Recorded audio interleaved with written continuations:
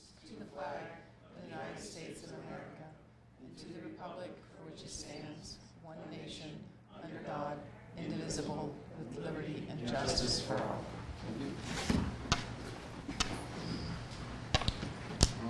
Any public comments this evening? To start. Okay, so we have a public hearing scheduled for 6:30. 6:30 now, so I'll read the public hearing notice and we'll get into the hearing. The notice reads, on Tuesday, August 6, 2019, at 6:30 p.m. at Town Hall, Room 201, the Maynard Board of Selectmen will hold a taking hearing with respect to Rockland Avenue as it is shown on plan entitled Plan of Land in Maynard, Massachusetts, prepared for Sweeney & Sons, Inc., 78 Rockland Ave, Maynard, Massachusetts, 01760, prepared by Acton Survey and Engineering, and dated August 10, 1999, recorded in the Middlesex South Registry of Deeds as Plan 1009 of 2000. The purpose of the hearing will be to adopt an order of taking of an easement in Rockland Avenue for a public way. Is there anyone here who wishes to speak in favor of the taking? Okay, so just so everybody in the room understands, this has been quite a lengthy process. We had Mr. Sweeney, who was the advocate, the main advocate for this town taking of Rockland Avenue and accepting it as an accepted roadway. And then we went to town meeting, and town meeting voted that the town should take the road as a roadway and make it an accepted road. So that's why there might not be anybody speaking tonight, because there's been quite a bit of speaking about it, and we're all familiar. So if there is nobody here that's looking to speak in favor of the taking, I will ask if there is anyone here to speak in opposition of the taking. Okay.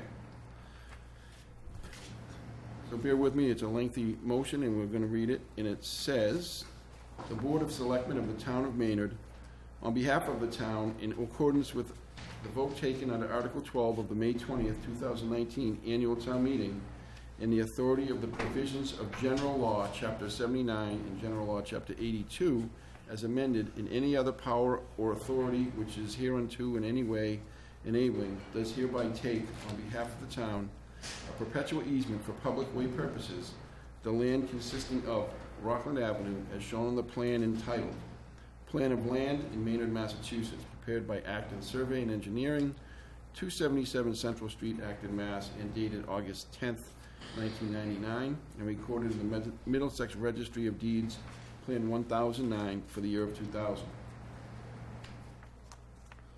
And 1009 of the year 2000. Accepted from the rights herein taken by the town are all easements for wires, pipes, conduits, poles, and other appurtenances for the conveyance of water, sewage, gas, oil, electricity, cable television transmission, and telephone communications lawfully in or upon said land. The Board of Selectmen awards no damages as the land consisting of Rockland Avenue is of nominal value.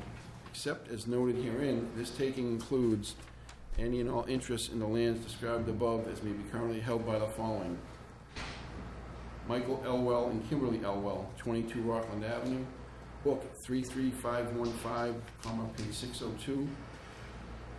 Donna May Limited Partnership, 86 Rockland Ave, 84 Rockland Ave, 78 Rockland Ave, book 34388, page 508.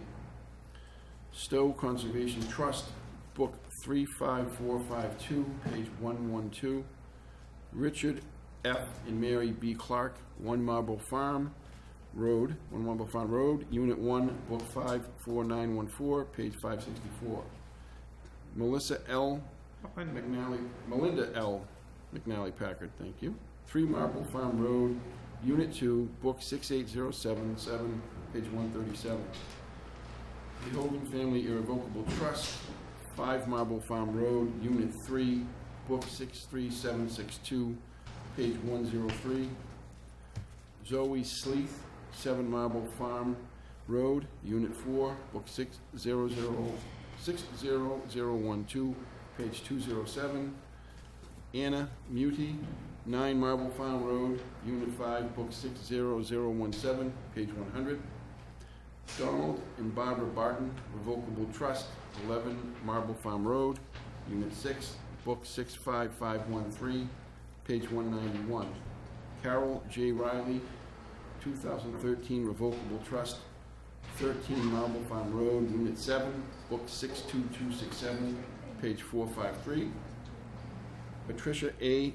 Dierico, 15 Marble Farm Road, Unit 8, Book 63030, page 452.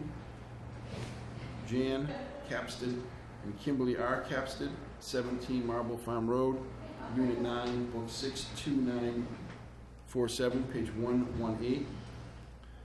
The Donald and Doris Sewell Revocable Trust, 19 Marble Farm Road, Unit 10, Book 62904, page 324. Martin J. Burke and Deborah K. Burke, 21 Marble Farm Road, Unit 11, Book 64309, page 496. John T. Breggy, 23 Marble Farm Road, Unit 12, Book 61895, page 32. Joan T. Breggy, 23 Marble Farm Road, Unit 12, Book 61895, page 32. Jean Kleinschmidt, 24 Marble Farm Road, Unit 13, Book 72282, page 383. Michelle Fatsy and Amelia M. Collins and John D. Collins, 22 Marble Farm Road, Unit 14, Book 64822, page 538. Herbert Green and Ilza Green, 20 Marble Farm Road, Unit 15, Book 60382, page 441. Gower Realty Trust, 18 Marble Farm Road, Unit 16, Book 60170, page 158. Michael G. Moreau and Rose Ann Moreau, 16 Marble Farm Road, Unit 17, Book 63323, page 555. John Giroux and Carolyn Giroux, 14 Marble Farm Road, Unit 18, Book 64979, page 520. Gregory M. Sullivan and Deborah G. Sullivan, 12 Marble Farm Road, Unit 19, Book 64054, page 9. Wendy A. Slavin, 10 Marble Farm Road, Unit 20, Book 64465, page 271. Brown, 2017 Realty Trust, 8 Marble Farm Road, Unit 21, Book 70328, page 85. Fenton Realty Trust, 6 Marble Farm Road, Unit 22, Book 69636, page 316.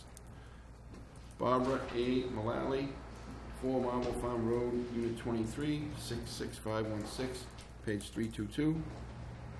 Mary J. Moreau and Margaret M. Moreau, 2 Marble Farm Road, Unit 24, Book 66295, page 468. Do you have a second?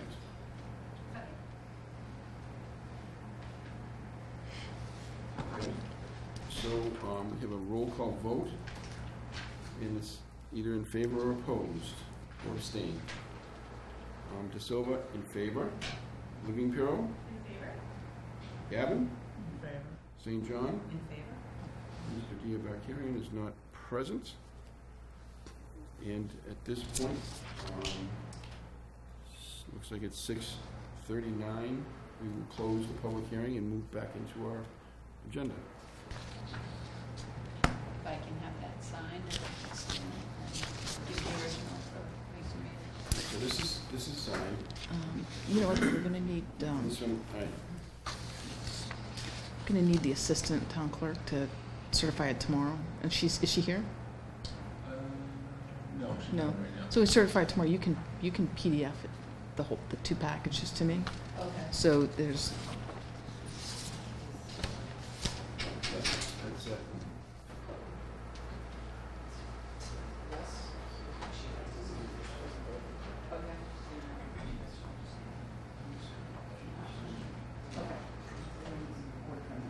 Okay.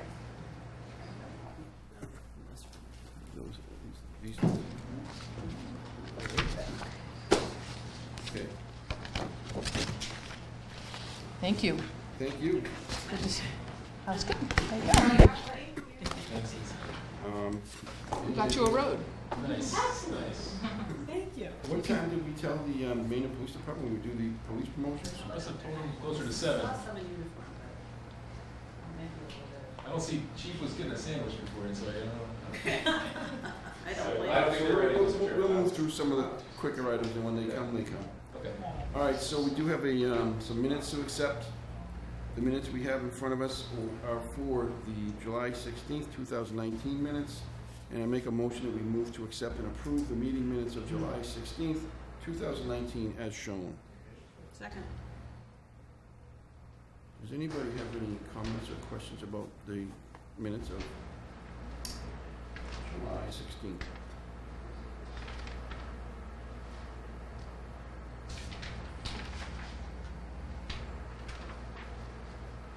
All right, all those in favor?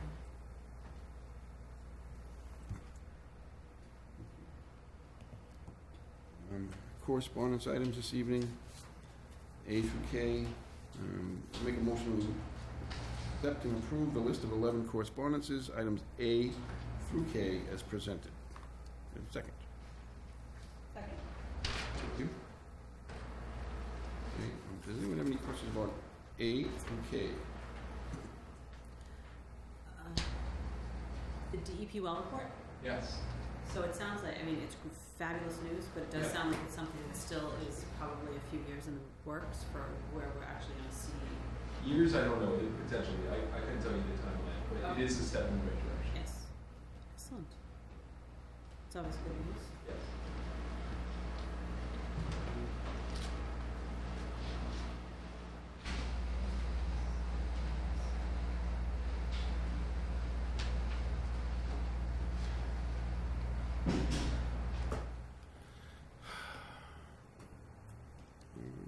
Okay, are there any other questions about any of the other items in the correspondence?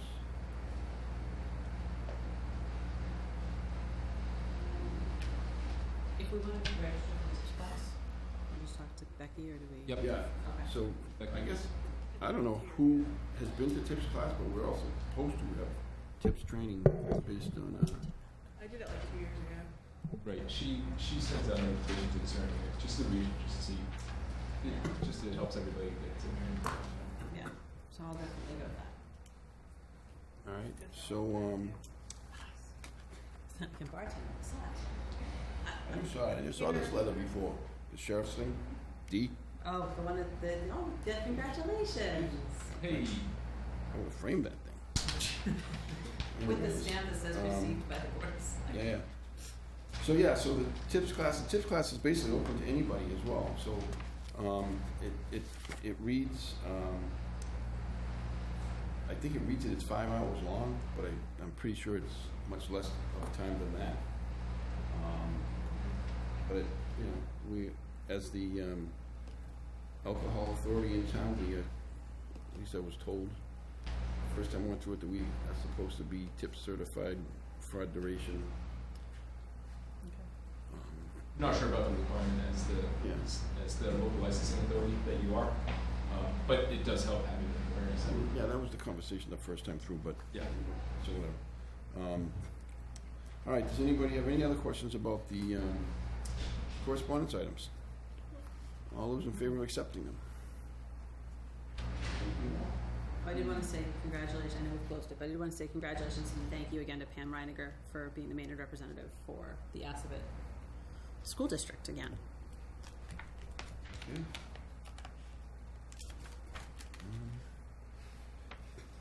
The consent agenda consists of 3 items, and I make a motion to accept and approve the consent agenda items as shown, A through C. Second? Anybody have any questions about those 3 items? 2 cemetery deeds and a special permit for Crow Park and a special permit for soccer tots on Saturday at Crow Park. Just a quick comment or confirmation. The Crow Park one, a few weeks back, approved Crow Park's use for the high school and I think the middle school to use after school for, I think soccer and field hockey and whatever, while the park behind. Is there any conflict in time? I thought that was Coolidge. That was cool. That was Coolidge, okay, Yeah, sorry. good question, though. But regardless, Becky has a good grasp of the park's usage, make sure it's deconflicted. Okay. But that's good clarity. Yeah. Okay, so all those in favor of the consent agenda items? All right, next is the application for a common victual license and entertainment license for Azuka Tapas Bar. Come on up, please. Becky, I don't Did- think we didn't sign this. I think we did this already, didn't we? What? Didn't we do Did the we sign application for Azuka? For these guys, didn't we do this? Not for the common vic for the food portion, We Did the the liquor? alcohol. for the entertainment, the liquor, yes. All right. The liquor. Okay, well, welcome again. But we don't, I don't think we signed it here. I But we don't have it for I keep tonight. trying to peek through the paper, but you keep the paper up, I can't see what's going on in there. But I heard it's pretty good, I heard that a few people took a tour, so. August 16, I hope. Soft The opening. liquor license? No, the common The vic. liquor license we did We for don't, I them. don't, We I did- didn't no, see the common no, we vic up did here. that. I don't think we So- signed the common, no, the one for tonight, this one. No, but we, I didn't see that. It was not in the packet. I didn't see it in the packet, but we did already do their liquor license. Yes. Okay, so we do the next one. I just did wanna make not sure see we that can in the sign this packet. tonight. I didn't see it.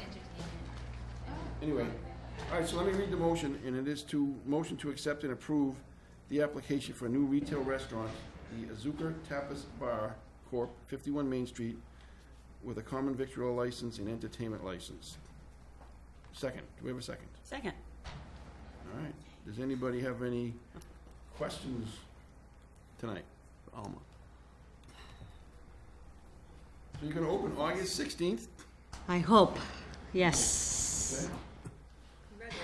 Thank you. Yeah, almost there. Considering how quickly you started, I mean, it's gone quick. I mean, probably not as quick as you guys wanted it to, but it's. What time are you opening? For I'm on vacation that week, so I wanna get it in before I go away. okay, so You're will you're we? making it difficult on me, because now we're gonna have choices. Which where do I wanna go when I get out of my car? I wanna go up the hill, I wanna go out the back. The All right. patio in the back. Does anybody have any questions or concerns or anything for Alma? I think so. I'm really anxious for All it my to questions open. were answered when we had the original hearing, so I'm good. Yeah. I saw your husband riding his bike the other day, getting his exercise in. Well, He's actually, definitely getting his exercise in Yeah, now. yes, he is. Yes, okay.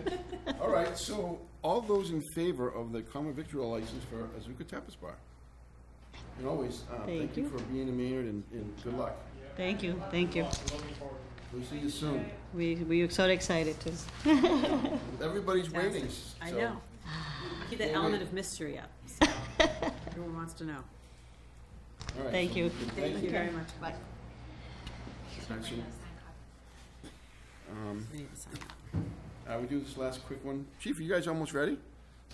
Yes, well, still waiting on a couple people. I thought we were gonna go at 7, so. Okay, well, no, that's fine. We have a bunch of quick stuff we can zip through. A block party for Charles Street, and it's a motion to approve the one-day block party permit for Charles Street with horses to block at Randall Road and Lincoln Street from 3 p.m. to 7 p.m. on Saturday, August 11th, 2019. And there were no concerns for either the police or fire departments or the DPW when asked. So we have a second. Second? Thank you, Armand.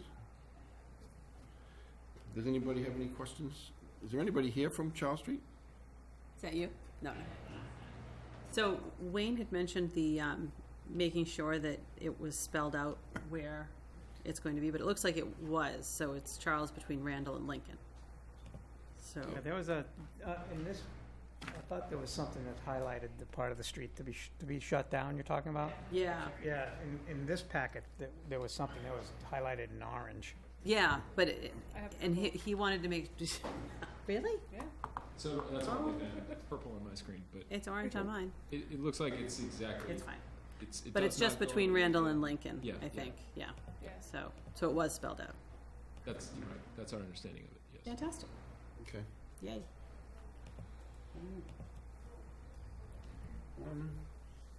Okay, so all those in favor of the Charles Street Block Party on August 11th? I'd say you can pick up your permit That's like tomorrow. this weekend. Nobody think? Yeah, it's soon.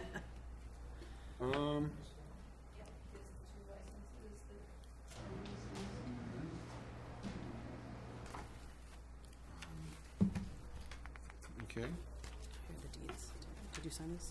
Oh, Armin needs to sign. Armin needs to sign this. I'm gonna need to sign this one, please.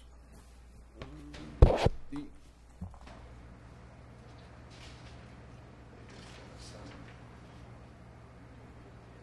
wait on that.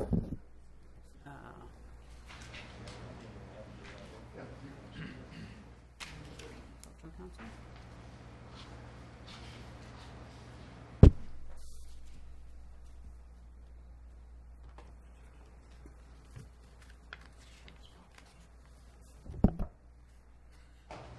That's still there. Yeah, it's still there. I signed this without it being. I just went on the other side. Thank you. I don't know which one.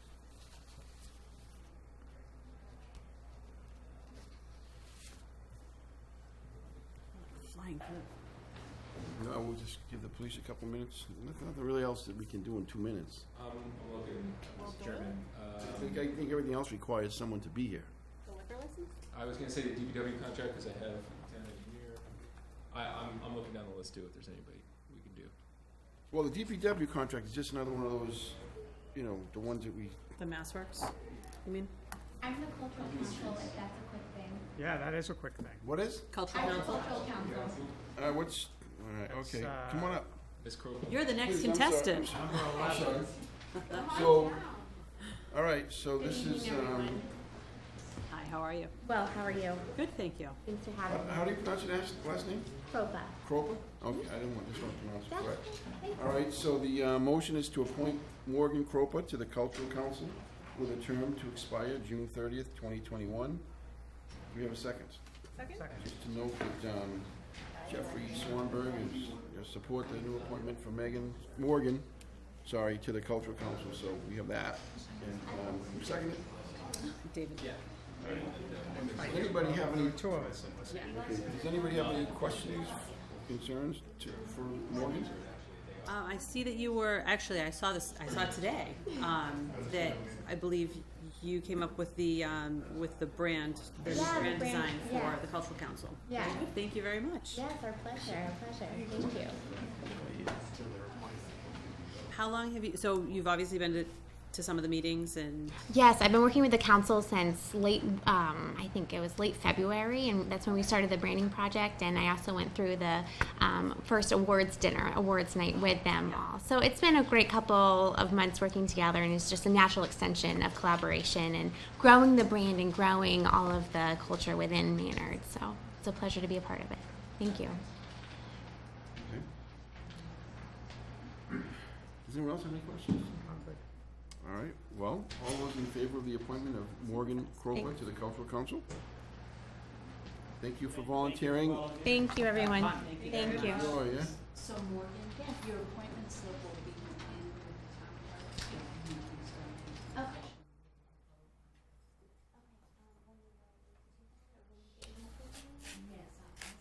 All right, Chief. Let us, you're checking off what we do. I'm checking off, yeah. Good evening, Good evening. welcome. Thank you. It's a great night for us, for sergeants, two sergeants getting promoted. So just the backstory so everyone's aware. Sergeant Greg Belzotti retired effective, I think it's this week, as far as 32 years of service to the police department, and he should be on an appointment slip for a special police officer, so you'll still see him around. And then shortly thereafter, Sergeant Sean Corrigan notified us he was resigning. He's taking a job as a pilot for like a subsidiary of Delta. He's been a pilot in the Air Force for about 7 or 8 years, I think, roughly, and made a very difficult decision to take that on full time. With that being said, it creates a lot of opportunity within the organization for other individuals to kind of put their mark on the department. So when we're aware of that, we hire a consultant company called Ryan Strategies, which is run by the former chief from Arlington, Fred Ryan. So he comes in, he does a big consulting assessment center, written exam. We have a company that is called John Sheft, which does a lot of publications for policing, who writes a written exam, which is not easy at all. 5 members of the department took about 3 or 4 months to study for it.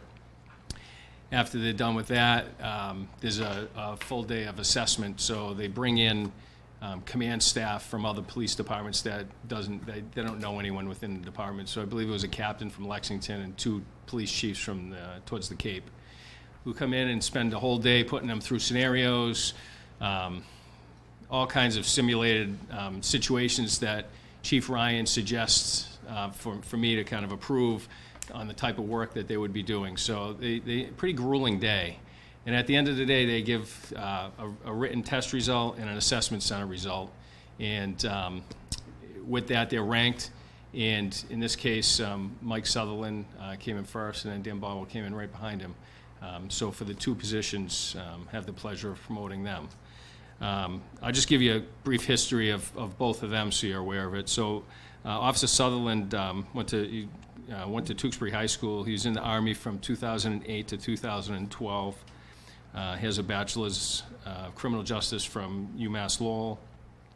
He started off as a reserve officer through civil service with us in October of 2013, and then went to the police academy full-time in 2014, and he's just done a tremendous job with us, and great job internally and externally, with just compliments everywhere from the community. So great choice, and he's going to do a really good job for us in a supervisory role. Dan Bodwell grew up in Maynard, went to the Maynard school systems, joined the Marine Corps in 2005, and until 2010 he was an MP in the Marines. He started with Maynard PD in August of 2012, and he also has associates from Middlesex Community College in criminal justice. And he's also been our lead detective for the last little over 2 years. So just great job for both of them. I'm thrilled to have them on board, and looking forward to a lot of good things they're going to do for us. So with that, I'm suggesting or asking for your appointment to the promotion of sergeant for both of them. Okay. So I'll read the 2 motions, and then once we get to the other, I'll read the other for the specials after. So Okay, yeah. I'll read these 2 first, and then we'll get to the specials, and then I'll read the one for the specials second. So Great. there's 2 motions. The motion to approve Officer Michael Sutherland to sergeant with an effective date of August 6, 2019. It's the first motion. And the second motion is to approve Officer Daniel Bodwell to sergeant with an effective date of August 7th, 2019. Do I have a second for both of those? Second. All right, one each. Thanks. All right. Does anybody have any questions for the chief in regards to these 2 appointments, motions? One quick question, Chief. Yes, sir. Just technical in nature.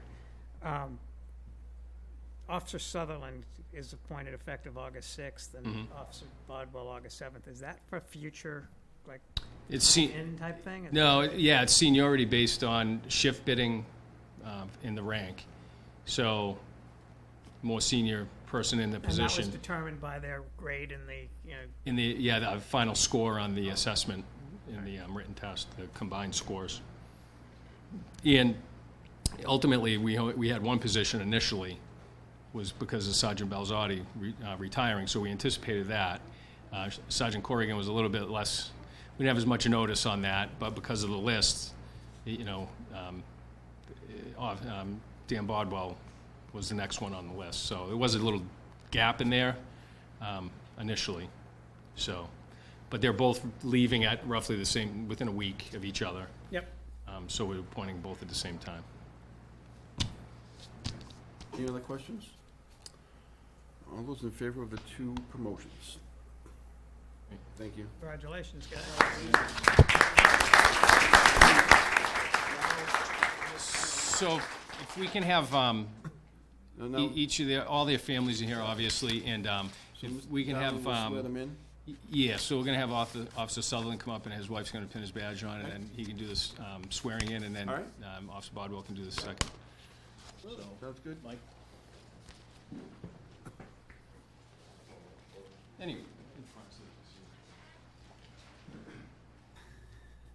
we're right on there. Who's gonna take the picture? It's just dangerous.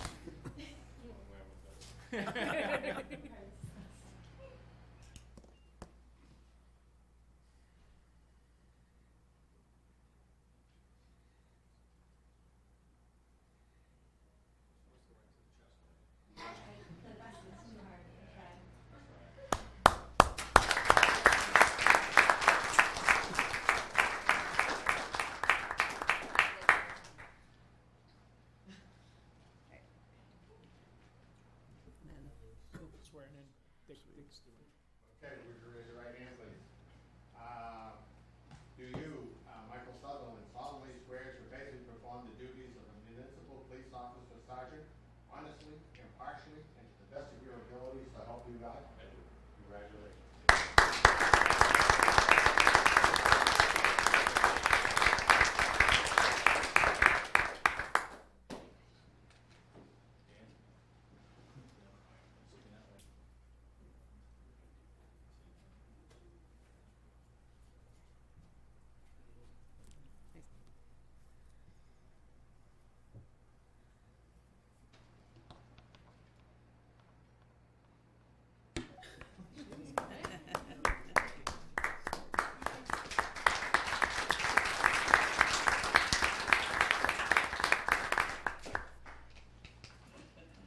Raise your right hand.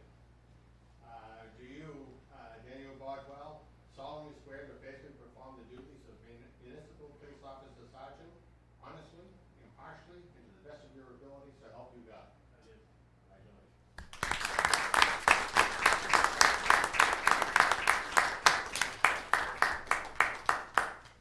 Thank you very much.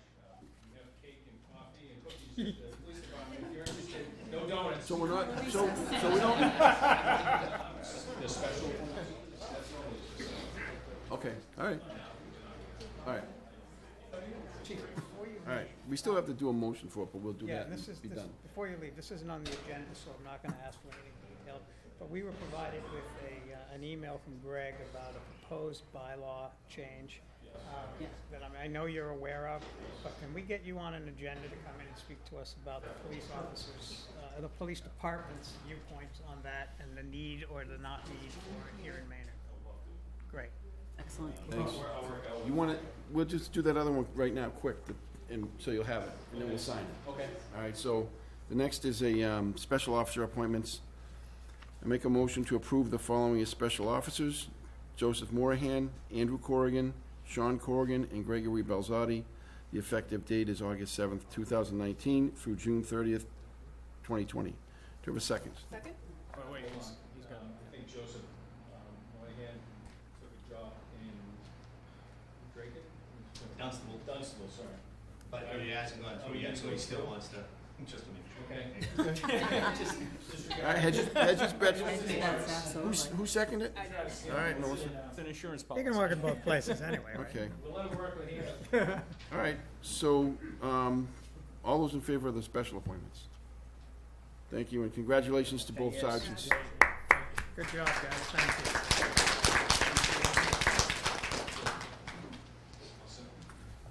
I see Mike made it for the cookies. All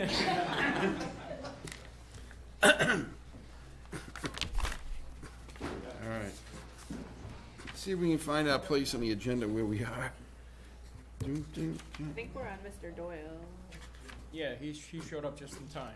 Yep. Yeah, all right. One-day liquor How to license. make an entrance. 2 one-day liquor licenses. Mrs. Doyle? There's a crowd getting out first. She had to walk upstairs. We'll need you. Oh, Evening, Mr. Doyle. how are He you? even got all dolled up for tonight. I don't have anything else to bother you guys up with. Well, we're excited about You couldn't swim upstream there, Liz? Me too. I don't think so. Just hip check some people. I'm sorry. Good evening, Mr. and Mrs. Doyle. Hola, Chairman. Mr. Chairman. it. Good morning. I mean, good evening. And company. So let me read the, did you make that change? Did you make There was no change required. All right, so. It's we're all good. set. All right.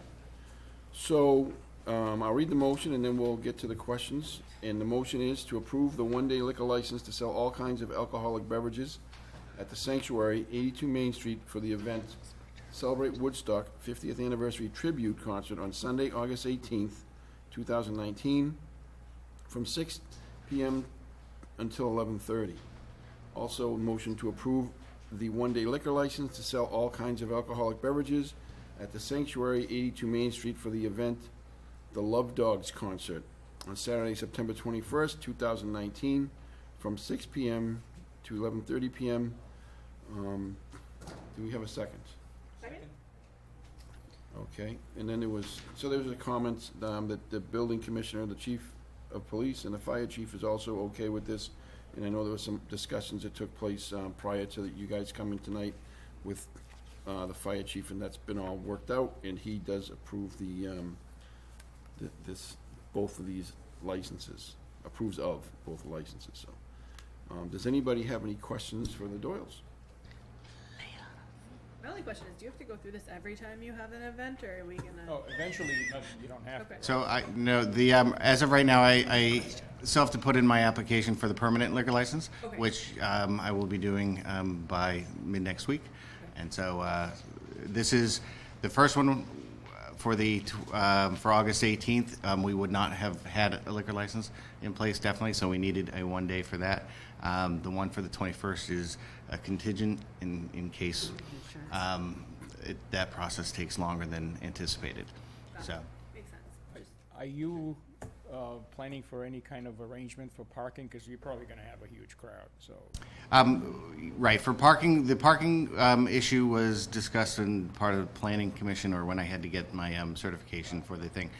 We do have a small parking lot that's primarily reserved for performers, employees, that type of things. The other parking will have to be either on the streets, in the Riverside lot, and I'm in the process of working out a deal with the mill to see if we can't use the lot that is located behind the church for that. So one of the stipulations that we had was we publish parking as, areas where people can park as part of that.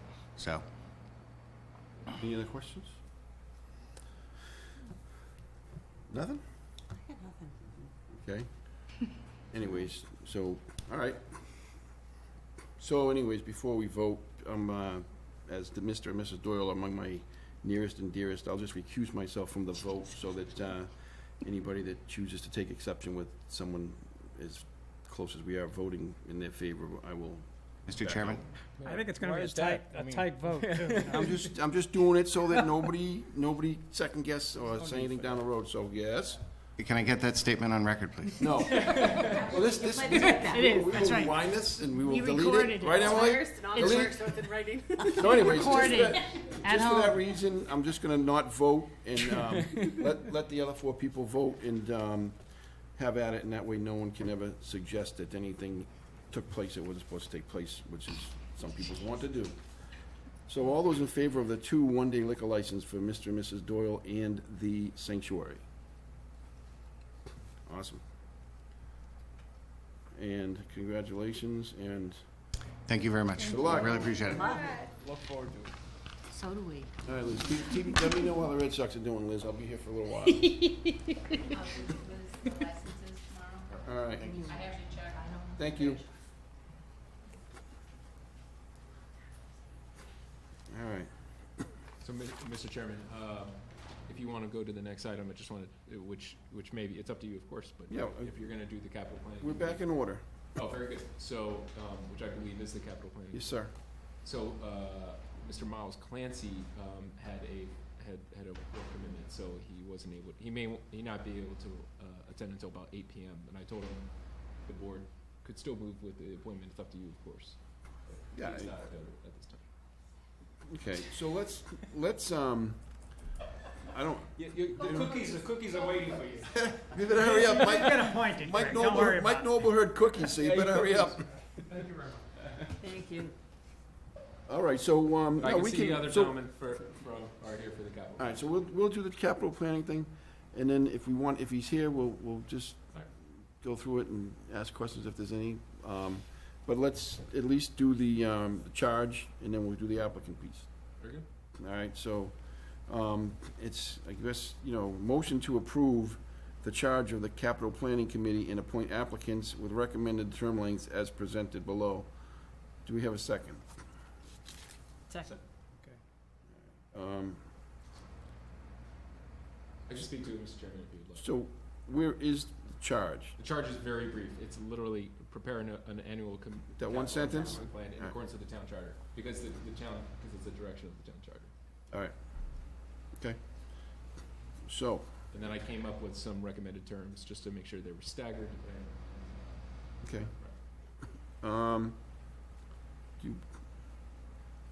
I don't know if you want to read the background for anybody that's, just go through that, or no? Very good. So as I mentioned, the capital planning committee is established in the town charter. But it's just wasn't as active in the last, let's just say year, because that's how long I've been here. So the capital planning committee was not active in the last year. But it's a very valuable part of the financial planning for the town. So I saw the value in it, and I not only myself felt compelled, but I was also recommended by members of the community, including the board as well as the finance committee, to see if we could reestablish the capital planning committee. So I put out the request to see if there were some interested candidates, and a number of individuals did reply, and I'm very much thankful for them. Now, the charter only says it's a 3-person body, but the bylaws amends that to 5. So I needed a third person, which Mr. Clancy was just the other day said he would throw his name in the hat. So with that, I could have a quorum if you appoint all 3. And they do not have a easy mission, so to speak. Their job is to provide recommendations to the board, through the town administrator's office, and I will provide you a recommended budget. To address the long-term capital needs of the town, as well as the short-term needs. The definition of capital, again, is something the town needs to work on. Each town has a slightly different definition of the capital. That's something I think the committee would look into, as well as to recognize what current assets we have and what we need to do. And then to figure out with very limited resources, what might be the priorities of the town as far as capital. And I look forward to working with them. I think I would hope that this various stakeholders would be patient with the capital planning committee as they sort of get their feet under them and get some procedures under the belt. But I think their input was quite valuable. So with that, Mr. Chairman, I could introduce you to the gentleman. Okay. You want to come up?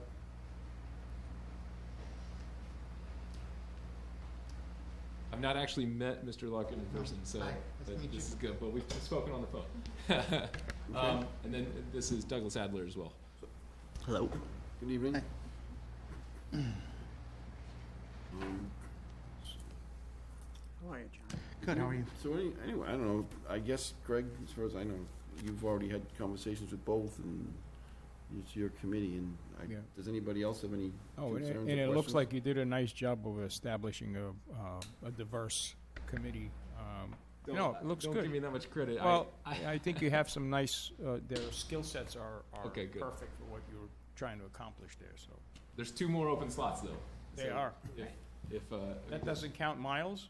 Or Miles is part of it? No, he No, it would doesn't be the So- third. Oh, He it would be doesn't? the third. Oh. So there's, so you Right. need So I 5. need 2 more after Miles. Are there any, I guess, when we get to certain numbers, are there no requirements that anybody be from any boards or anything, or it's No. totally, Now, I recommended Random. the finance committee member not also be a member of the capital committee, so that they're Yeah. just, or the selectmen, I think Yep. it's helpful to have them be an independent body, but. Greg, you mentioned that all towns have various definitions of capital. I've always thought that Maynard had a definition, which I'll have to was- double check. Hmm? I'd have to double check. Yeah, okay. That may Because be it's true. like something that's will last greater than 5 years and has a value of $50,000. I think That's was, typical, that's I right. think that was the Okay, the Good. definition that we've always used. But $50,000 may be something that needs to be changed. I don't know. But that sounds pretty accurate. I mean, we don't. Yeah, need a I lot think of- that's the definition Yeah, very good. that we've used. Doesn't mean it's right, wrong, or indifferent. Right. So once it's formed, once the committee is formed, have you talked to them about, this isn't actually a question for you. First of all, thank you both for volunteering. volunteering to be Absolutely. on this board. But do you know when they'll start up their meetings? No, I kind of want to let the body figure it out. Like, I Can you, mean, can I you, could throw can you out. start the meetings with the 3? Yeah, you can. Oh, yes, Yeah. I needed the Right. 3 for the quorum. But no, I didn't want to tell them what is most convenient for them to meet. I just figured amongst the 3 of them, they could probably meet this evening for the first time, and then decide Surprise. however often. Their mission is intentionally broad. I mean, if they feel like they need to meet every week, I doubt it. But if they feel like it, or if they once a month, or even once before they submit the final proposal by December 31st of every year, so be it. But I just didn't want to direct them exactly how they want to do it. So is it safe to assume or suggest that this would be attached to your office in terms of, where all the information will come from and Yes. all the others, Yes. all of the, think it's to actually David's since, point, what does constitute capital? Right. There are certain things that, Yeah. that maybe it's a repair to a capital item or those type of things, do those play into this group, or are they not for this group to, Did you say a repair of capital? yeah, So I build, like, a repair to this building, repair to a school building, repair to a fire station, when those things take place, are those capital items, are those handled differently? That's gonna come through your office, those decisions through this board? So, yes, so per the charter, I believe, it says that this body, the capital planning committee, will work with the town administrator's office to be able to get all the information. So that's part 1. Part 2 of your question about maintenance. I think you have to consider maintenance as part of your capital planning. The purchase of a vehicle, of whether it be a vehicle or property or whatever the case is, the capital is not just the upfront cost, it's the long-term costs. And to have that, which is one of the reasons why the definition includes a certain lifespan, is because you can't just look at it as the one year. And I don't know if the town has been doing a good job of that or not, but that would be my intention of this body, is to say, not only is how much it's gonna cost up front to buy it, but how are we gonna maintain it going forward? And that discussion has to be held with the departments as well. So, and if the departments are not proposing something that has both the cost, like the initial cost, as well as the maintenance plan, then that's wrong. Like, they have to present both aspects. Right, because it'll be theirs to maintain. And my other comment would be, in my prior life, I sat on the capital planning committee for 1 year. And it was difficult because back then, now we're talking a dozen years ago, it was difficult to get a quorum of people, and then there was difficult to get information from town hall and whatever. Then, as time went on, and we evolved or devolved from the capital planning committee to have it being an internal group of people made up of department heads virtually, things didn't go through the capital plan process. It used to be, even when I first got on the Board of Selectmen, that we would get a capital list of here are the things that are on our list. And then inevitably what would happen is this capital item would show up, and I think we've seen this recently, that was never on anybody's list, never showed up anywhere. So suddenly any plan that you had is thrown out the window because suddenly this thing that nobody even anticipated is on the list. There goes any money for this that were prioritized for 5 years beforehand. Oh, that's next on the list, that's next on the list. Whoa, wait a minute, we've got this sudden thing. So any plan that's created, I think, spreadsheets, I mean, John, you're famous for your spreadsheet that's been bouncing in use. around. Bouncing all over the place, From a finance committee perspective. But so spreadsheets that have these things, that identify it, that develop a plan is the way I view this committee working, so that we can begin the process of really having an understanding of, forecasting 5 years out. What's on our radar Horizon, for capital needs, and then also we can then as a board be planning about how we're gonna fund those things, because we know they're on the radar. And as long as we have the discipline to stick to it, things start working out, and you get a much better financial picture. Yep, no, that's excellent, and I think there's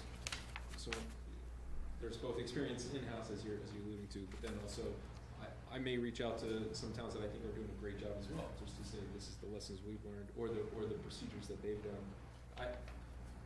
Even the school department, to give them credit, Michelle Resendez, the business manager of the school department, she has a capital process for within the school department where they have an application process, and then she sort of evaluates what they do in there. So we'll reach out to all sides and just try to help them out as best we can. Good luck, gentlemen. Yes. Thank you. you. Thank you. Got a So job. we have to vote on it. Yes.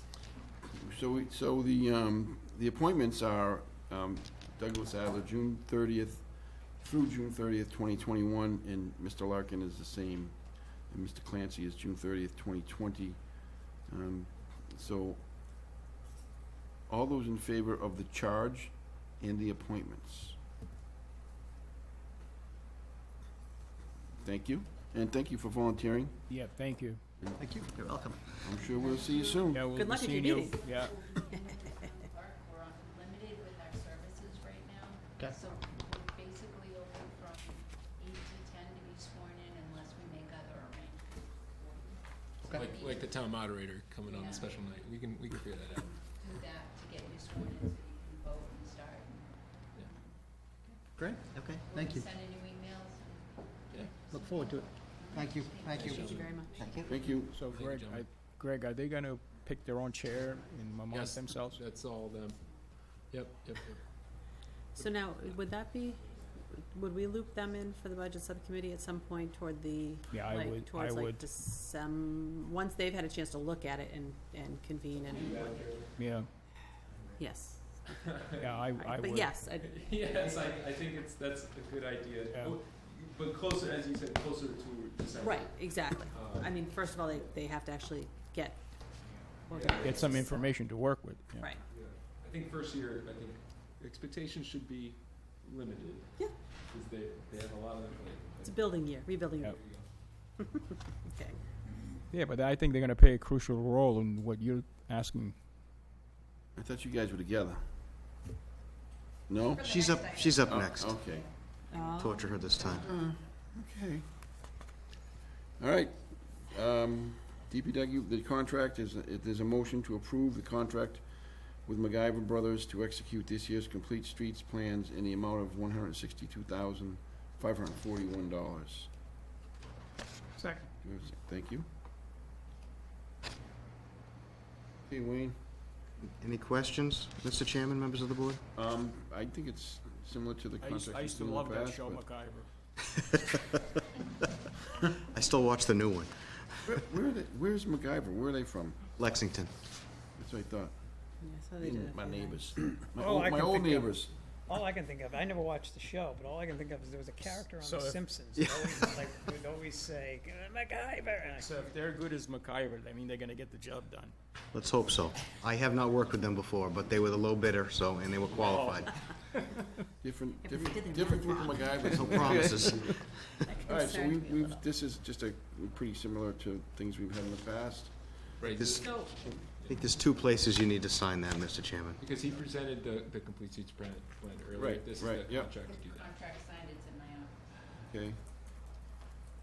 Okay. And these are two, Summer Street at Glendale. Correct. Summer Acton, Waltham, Main Streets, all those streets. That's right. There's two attachments at the back with a diagram. Are they done with the, Of are the they done with the sidewalks on Summer? The sidewalks themselves, there's one handicap ramp that they overlooked, and they're finishing up. There's about a third of the section that still needs to have some loam applied. Okay, are we done with any, improvements or corrections that we were asked or required to make with the residents along that stretch? There's a couple of three- people that wanted some things done. I think there's 3 residential sidewalks that haven't been completed yet. All the other ones have. Been quite an undertaking, Mr. Chairman. Yes, I know. now, did they not, so I think before, when we were talking, they, it was kind of implied that it had kind of gone little bit over, had it gone over budget or was higher than expected? Is that what? For the, you're talking about the sidewalk? sidewalk work? Yeah. That was a little bit more than anticipated. We asked them to do a little bit more as they progressed. Oh, okay, so you asked, so it wasn't something that they went over what their. No, they stuck to their original, but we asked them to do some more stuff as they were doing it. Okay, There's no more on-street parking. That's a good point. There isn't. well, if you have the right Wayne, vehicle. while you're here, Yes, sir. it came up this weekend and somewhat related to the discussion that we're having, so I'm going to raise it. Relative to sidewalk access for handicap, I was advised that there are 2 spots on Waltham Street where there is no handicap ramp. So if somebody is handicapped and they're coming along Waltham Street, they cannot get their wheelchair and or cane or whatever at 2 spots. I did not learn where those 2 spots were, so if you can have you guys look and see if that can be at least put on the radar. Sure. For addressing. I'm sure when it was done a few years back. Yeah, we did a whole improvement up and down there with new Yeah. sidewalks, the whole length of it, I thought. And somebody said that there were 2 spots that you cannot, and I did not drive up the street to check to verify. So if somebody can just Sure, take the I'll ride. be glad to look.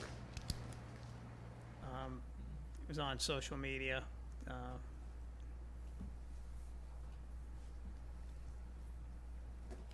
And the Complete Streets grant is, I mean, yeah, is similar to, like a MassWorks grant or a Chapter 90 grant or anything like that where, so. We have to spend the money first, We spend the and money, then but then they we get reimburse us. reimbursed. That's correct. Is there a timeline for the reimbursement of? We got it extended, it actually expired June 2019. We got it extended to June 30th, 2020. That's right, you talked about that the last week, okay. And the grant is for $151,000, and the contract is for a little bit more, because we couldn't make it work otherwise, from a dollars and cents standpoint. Fine. So all those in favor of approving the contract with MacGyver Brothers for $162,541? Great, Thank you. Okay. So as we sit here, I'm being asked on social media to have us all speak a little louder to the microphones, including the town, it on? including the town administrator. Just throwing it out. Maybe it's not on. So speak up, people. We'll yell. It's on. Good evening. How are you? Doing all right. How about First, yourself? I want to thank Katie for finding that diamond in the rough with the trees, with Assabet. That's great news. Doing a great job. I think that was more Marie from Can you explain DPW. that really quick? Yeah. So currently, with the streets down or the trees downtown, there are a bunch of empty spots for trees, as you know, we all know.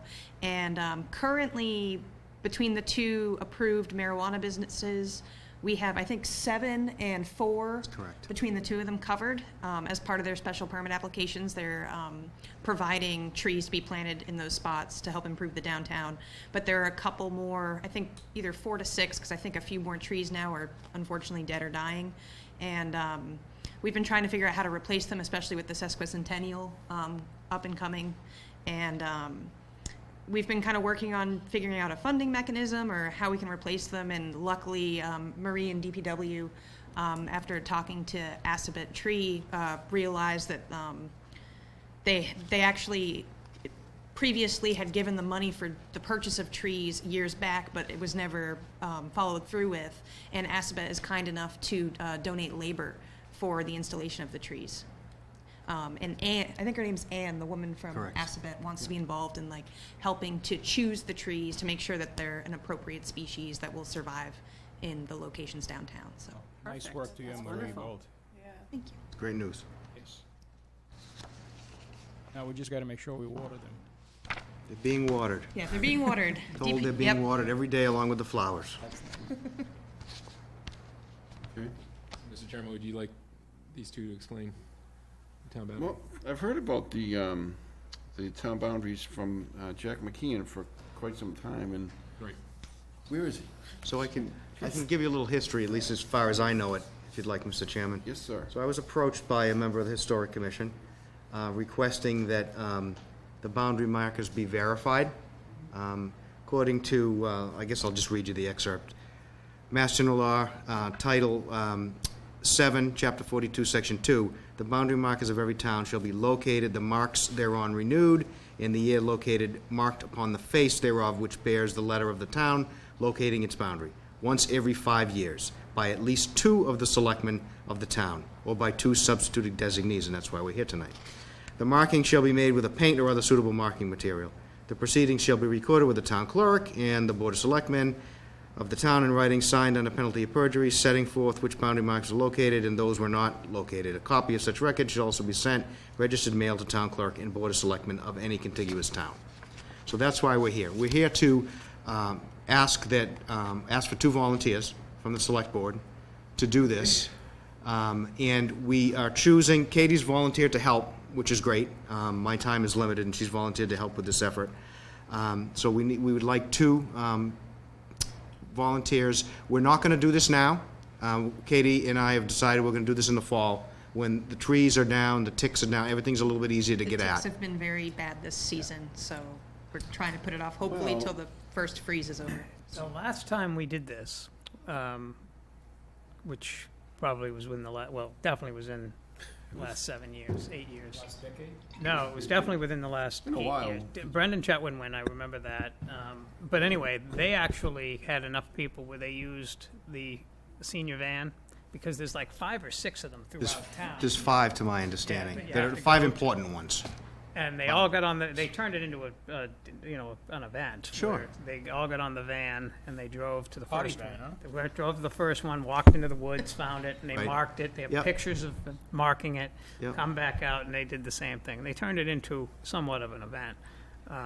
And I think that probably the Historic Commission would probably have folks on there that would like to go along because it dates back to, the New England history of marking off your space in your town. So we have done it in the past. I do not remember the exact time that it was done the last time, but there were definitely pictures taken. Kids helped out putting the markings on. Apparently it was a really good time. I did not go, but they apparently had a very fun morning doing it. So we're actually going to take this one a little bit farther. The Historical Commission believes that at least 1 or 2 of the markers have either been moved or are in the wrong direction. So we have a sub-centimeter GPS unit that I'm going to teach Katie how to use, and she's going to go locate all these things to see how accurate they are. Do you mean to the level of accuracy? Yeah. A centimeter? Yes. It's pretty crazy. I mean, it's not a small unit, but it's like a backpack. It's like a She backpack, can so get it on her back. Thanks. I'll look very impressive out there with my vest and my backpack. We're gonna do that ahead of time and see, come up with and we'll verify everything ahead of time.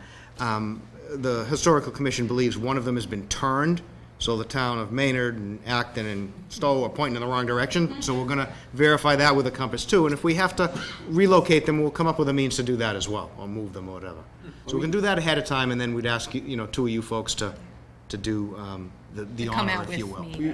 You guys have described it in such a fun way. That my mother and my father raised such a polite boy that they always told me ladies before gentlemen when it comes to fun. So, guys, you're in. Oh, I totally want to go. I know you do. Melissa's exempt. She It didn't would be have nice to to go, invite the abutting towns to come. Yeah, Melissa's not going. That's That right. as well. Everyone can as do well. it at once. So before you volunteer, I have a couple of fun facts that may be we of found interest these to for the you. of interest to the board. Okay. According to Title 7, Chapter 42, Section 6, a selectman who refuses or neglects to perform any duty required of him by the preceding section shall forfeit $20.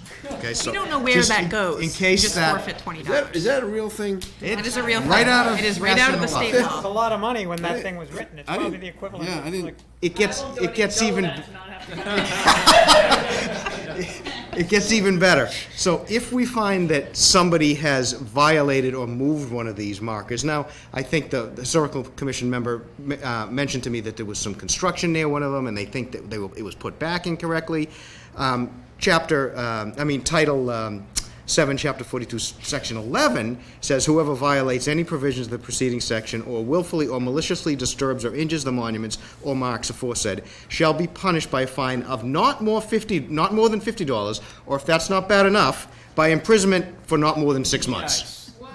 So, Nice. I don't know how they equate the $50 to 6 months in jail, but apparently they do. So it's considered a penalty for illegal obliteration of a monument. Yeah. Yeah. So anyway, yeah, I mean, when you guys decide when the time comes, I'm sure, I would love to go. I know Justine loves all that. She loves it.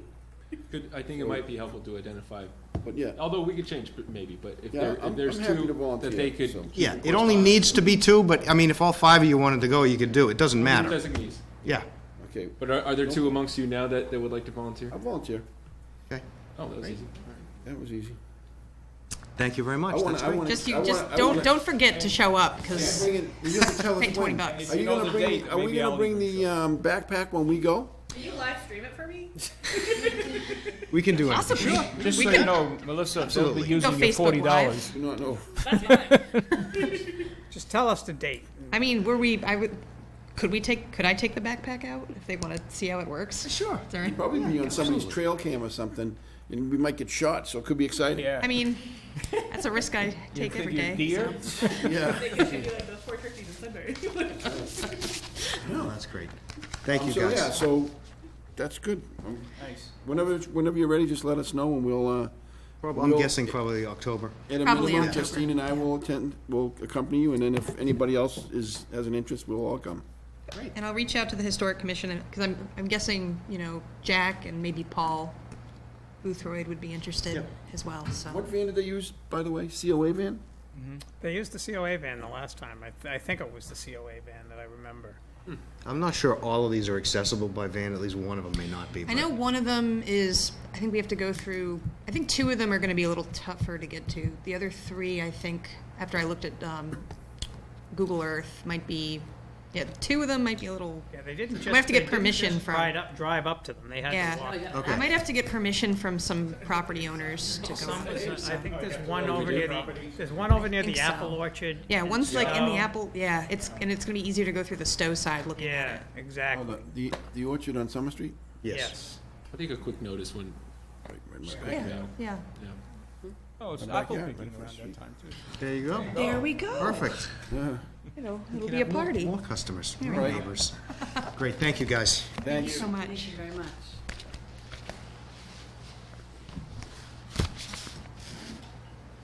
More cannabis talk. Hi, Kate. Oh, yeah, Okay. So, all right, so we are on to the discussion of the host agreement, the cannabis application review and approval process. Yes. This is Kate Federoff. Hello. Town Council. Kate, Hello, all. welcome back, Thank you for having me. always. So, we have a bunch of things to do tonight on marijuana. I don't know if you want to deal with the regulations first. Sure. Okay. So, in your packets, you should have a copy of the rules that the town adopted way back when, I don't know, year and a half, 2 years ago, for marijuana retailers. And what I did was I thought it might be appropriate because at that time it was still kind of an emerging industry, and we were still trying to wrap our arms around it to see if those rules and regs were still appropriate. Okay, so are we calling them BOS approved marijuana retail regulations 8/14/18? Is that what that is? It's item 2, Mr. Chair. Okay, which is the Right, so draft for that's what he's saying, so it's 729. number 3 BOS approved. Oh, sorry, it is marijuana. 3. You're right. I think. Okay, Yes. so Yep, it's 3, yeah. Okay. all right, so, just so we're on the same document. So we're on the same document, and I've got both the old and the new. I printed mine out. I don't have a fancy computer like you all, Are so we looking at the old in number 3 or the new in number 3? What would you like him to look at? I think you should look at both, but is that maybe not possible on a computer? Is it possible? Yeah. Yeah, we Well, can I look. mean, you We can can't flip do- back and forth. Right. He can't do something. Maybe just give a heads up which one you want them to be looking at. Okay. Done. And August So, 14th, 2018, board approved. yeah, so why don't we look at the old and we can kind of walk through what I changed from the old.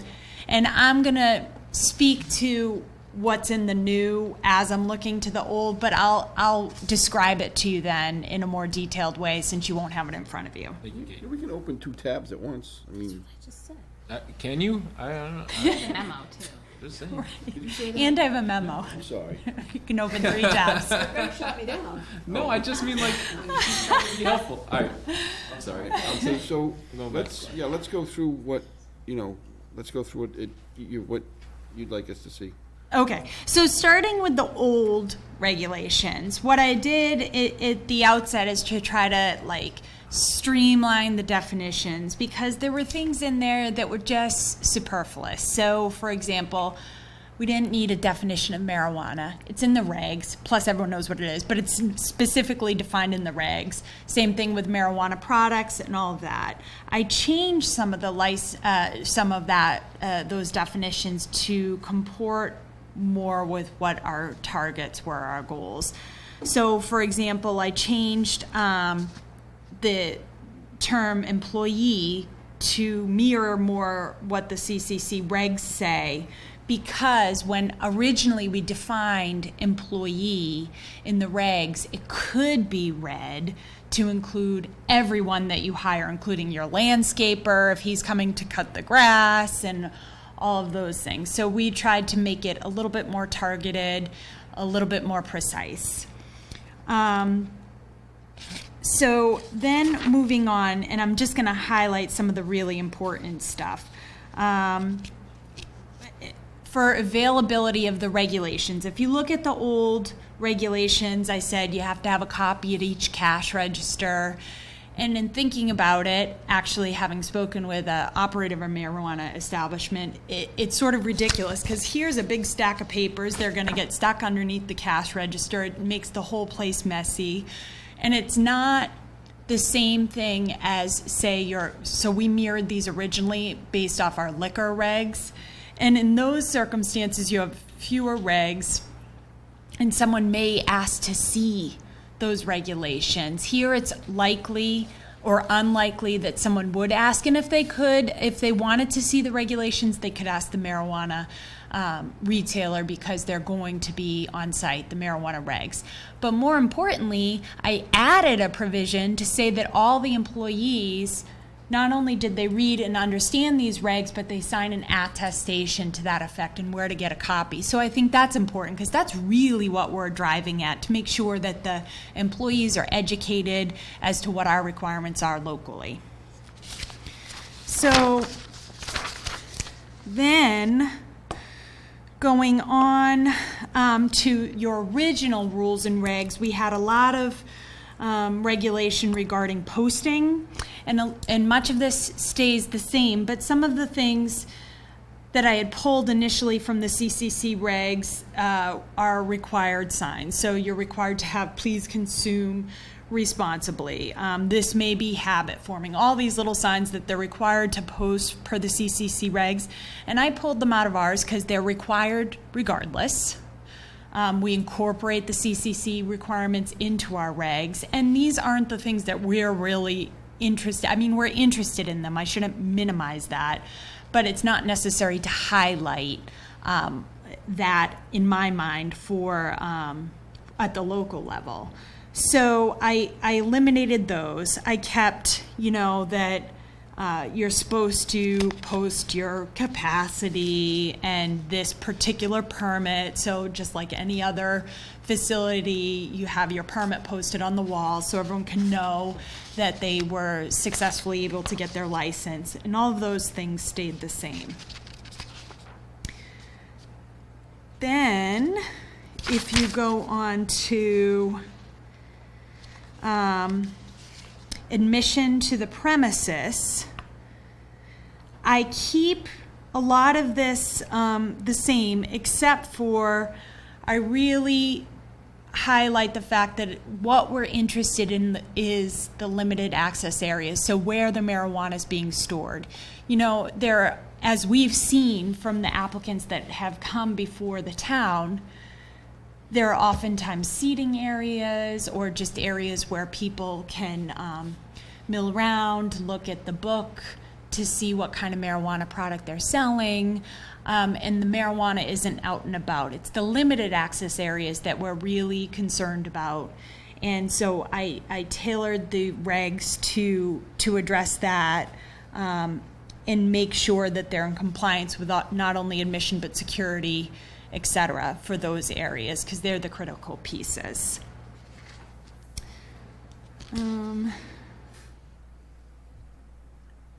Oh, and for example, here's a great example of something that was mirrored after the liquor regs, but don't really make sense in this retail context. So I say, in your old regs in 6.1, I eliminated this part. It says, may make rules regulating the admission of minors to premises when such rules are not inconsistent with other rules and regulations as stated herein. Well, that makes sense in the context of a bar or a restaurant where you have minors coming in with their parents, and and you're not allowed to sit at the bar, but you're certainly allowed to sit at the table. That all makes sense in that context, but it doesn't make sense here because under marijuana, you're not allowed to even bring your child in, unlike a liquor store. You're not allowed to bring your child in unless it's a medical facility and they're a patient, and all other kinds of exceptions. But it's just inapplicable, so I struck that. In addition, I struck 6.5 from the old regs, which says that you shall not lock the front door until the last customer has exited. Well, as we've seen from some of the security presentations, they keep the door locked to not permit people from coming in or, doing something crazy and leaving. So it's different than a bar where you have to have the door open and allowing people to go in and out. Let's see. Oh, in addition, I'm talking about admission into the premises, and we said you're not allowed to have intoxicated or unruly customers come in. I said impaired because I included impaired because we're dealing with marijuana too, so that's not necessarily intoxication, so I called it impaired. In terms of ascertaining who's intoxicated and who to serve to, is there a tip certification requirement or an equivalent So like there is for clerks? That's a super great question. So under the CCC regs, there's mandatory training, and it's spelled out that it's required, but the CCC hasn't, and the CCC was intending on creating a training program specifically tailored for marijuana that they're going to create. I'm sure it's mirrored in part on tips, but the program isn't up and running yet. Okay. So again, still a moving target.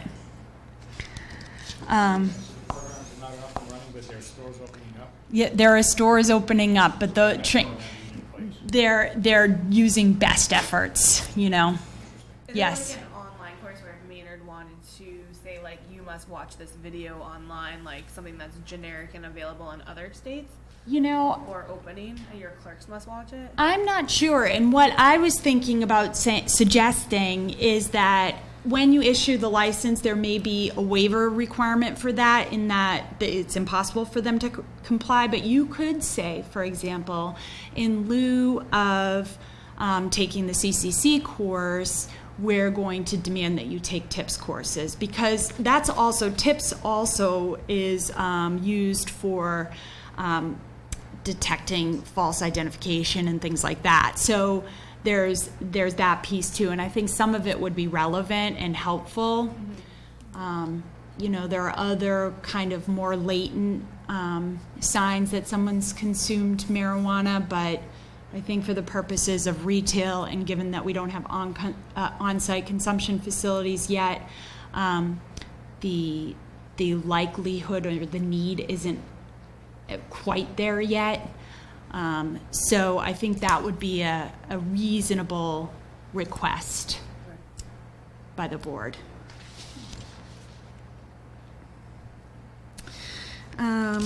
Okay, going on further.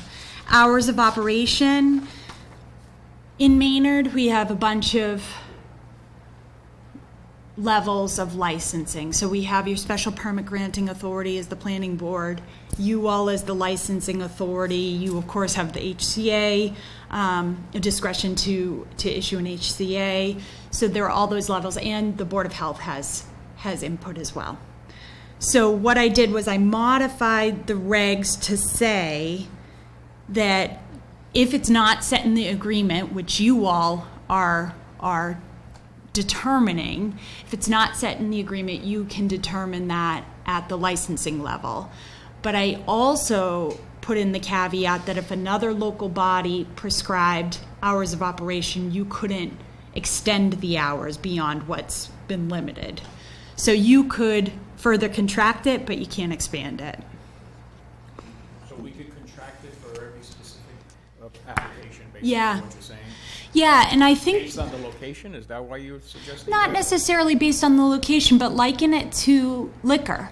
So, for example, if your license is renewable annually, so if you have a situation where there are problems at a facility, so say the Special Permit Granting Authority, the Planning Board, said, okay, we're going 8 to 8, and I actually kind of can't recall what the hours were that they set, but say it's 8 to 8.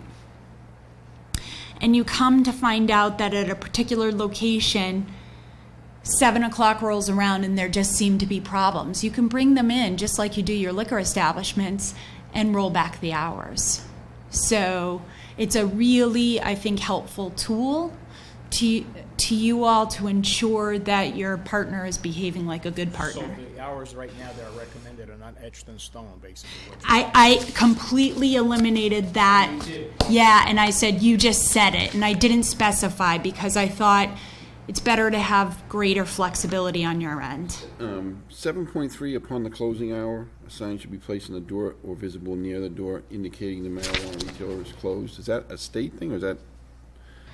No, Just something- that comes from your liquor regs. So you can decide if that's over the top for you or not. I mean, I just, you know.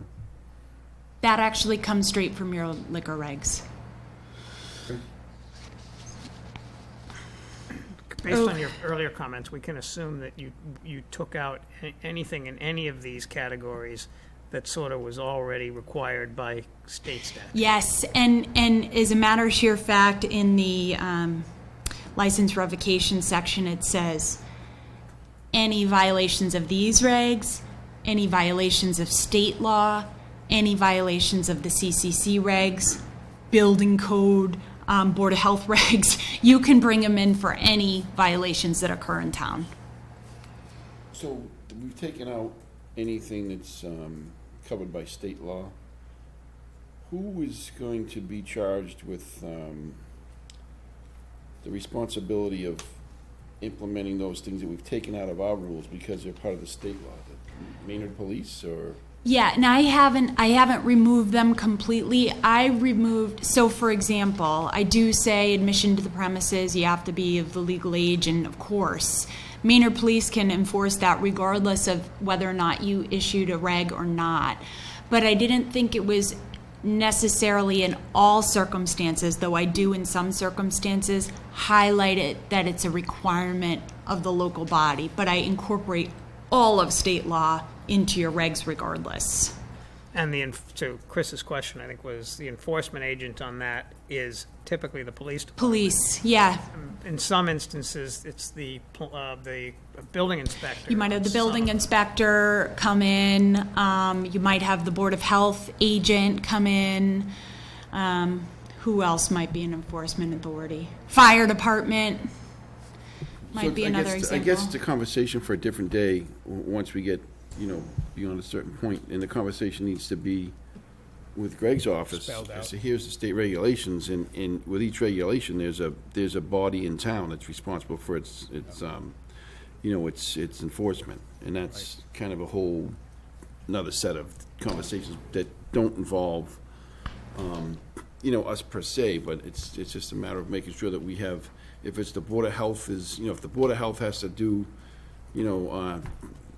MGL chapter this, that's their responsibility. They have to know that. I mean, Yep. So that's all prior to with the first door opening. So the important piece, I guess, for the folks at home too, as well as for you guys, is that for anything that seems inappropriate, a resident can file a complaint with the Board of Selectmen, and you can investigate it. And depending upon the nature of the complaint, you may determine who you're going to send out to investigate. So, for example, if it's a building something relative to building, you're obviously going to send out your building commissioner. But if it's we're allowing disorder at the premises, you're obviously going to send out the police, and they can come back to and report to you, and they may or may not find that there's a violation. But this allows you to bring that entity in for a hearing to talk about how they could better work with you. But to a degree, it's no different than a liquor store. I mean, It's no different than a liquor store, same thing. So if you have a liquor store and they're dealing drugs, for example, in the parking lot, you bring them in and you talk about revoking their license. Do you think there'll be random checks at the state level the way that Wellsprings was, That's a good question. kind of caught Yeah. on the medical side? Yeah, that's a Yeah. good question. Yes, I do. Okay. Yes, I do. And again, the CCC is going to get complaints from the public too, and they'll do their own investigation, same as the ABCC can, enforce. They send out their crew to do underage checks, as well as our police departments do, so. That's true. And the ABCC, which is the Alcohol Beverage Control Commission, they, or maybe not, maybe either through the ABCC or through state police or through Executive Office for Public Safety, they give grants out sometimes to police departments Yeah. for specifically those purposes of enforcement, through monitoring, through patrolling. They'll pay for like overtime costs or whatnot. They'll try to provide that compensation. So I suspect that's something we can Yeah. look into as well.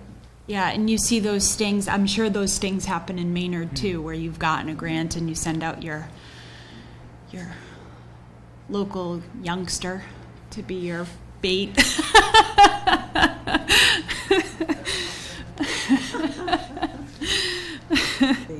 I live in a town with a college, so it's like the youngsters that are going into the bars, they're easy to find a willing partner. So going through again, the physical premises, I changed this. Physical premises, I said, okay, they have to come back to you for any changes. And then I thought about it, and I was like, really what we're concerned in this context compared to a bar where you're concerned, where are the tables located? Where are, where's the dance floor and where is the band? You're really interested. You don't have that same interest here in my estimation. So I said that they have to notify you of changes to the floor plan which affect the limited access areas, so where they're keeping their product.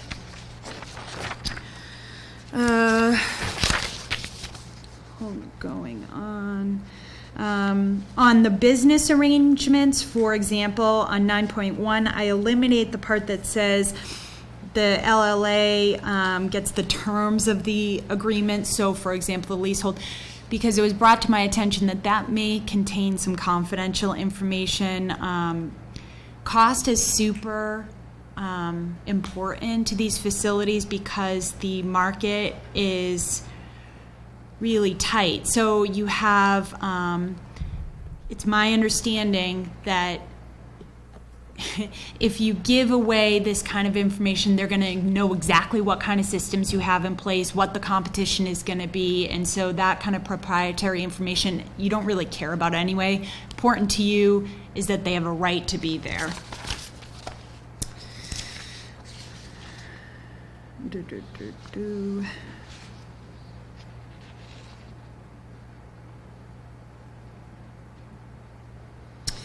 I say that an assignment of the license has to be approved by you. Now this is sort of a preference issue, so this is worthwhile to discuss. But I say you can assign the license and they come before you, they request the assignment. Before, in the old regs, we had that essentially the license would be eliminated and they would have to apply to you for a new license. They're still going to have to demonstrate, regardless to you, that they're going to be a reasonable operator, competent, and able.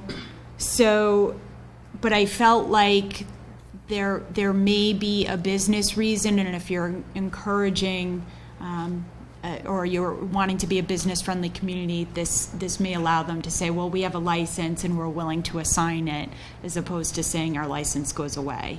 So that's sort of a preference on your part, so it's something you should consider. So are you suggesting, for example, whenever we have a transfer of license for liquor liquor, license, we right. always have the new transferee here. Yes, For discussion about, who they are and what our expectations are, et cetera. exactly. I would expect the same thing would be true here, and I would want that. Yes. The other thing that, I don't know if this is the venue to talk about this, but I always have expressed my frustration over the use of these licenses as a profit-making engine. As a commodity, yeah. Commodity, Sell it to where they someone. should not be allowed to sell that to another business for hundreds of thousands of dollars after they spent $250 to the town Yeah. to get it on an annual basis. Is there any way to restrict that?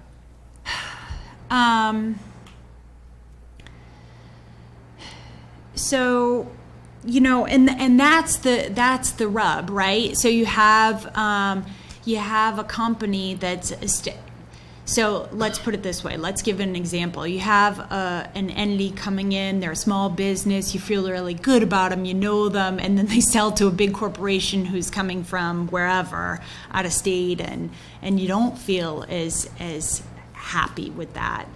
I think then if that is your focus, you should consider maybe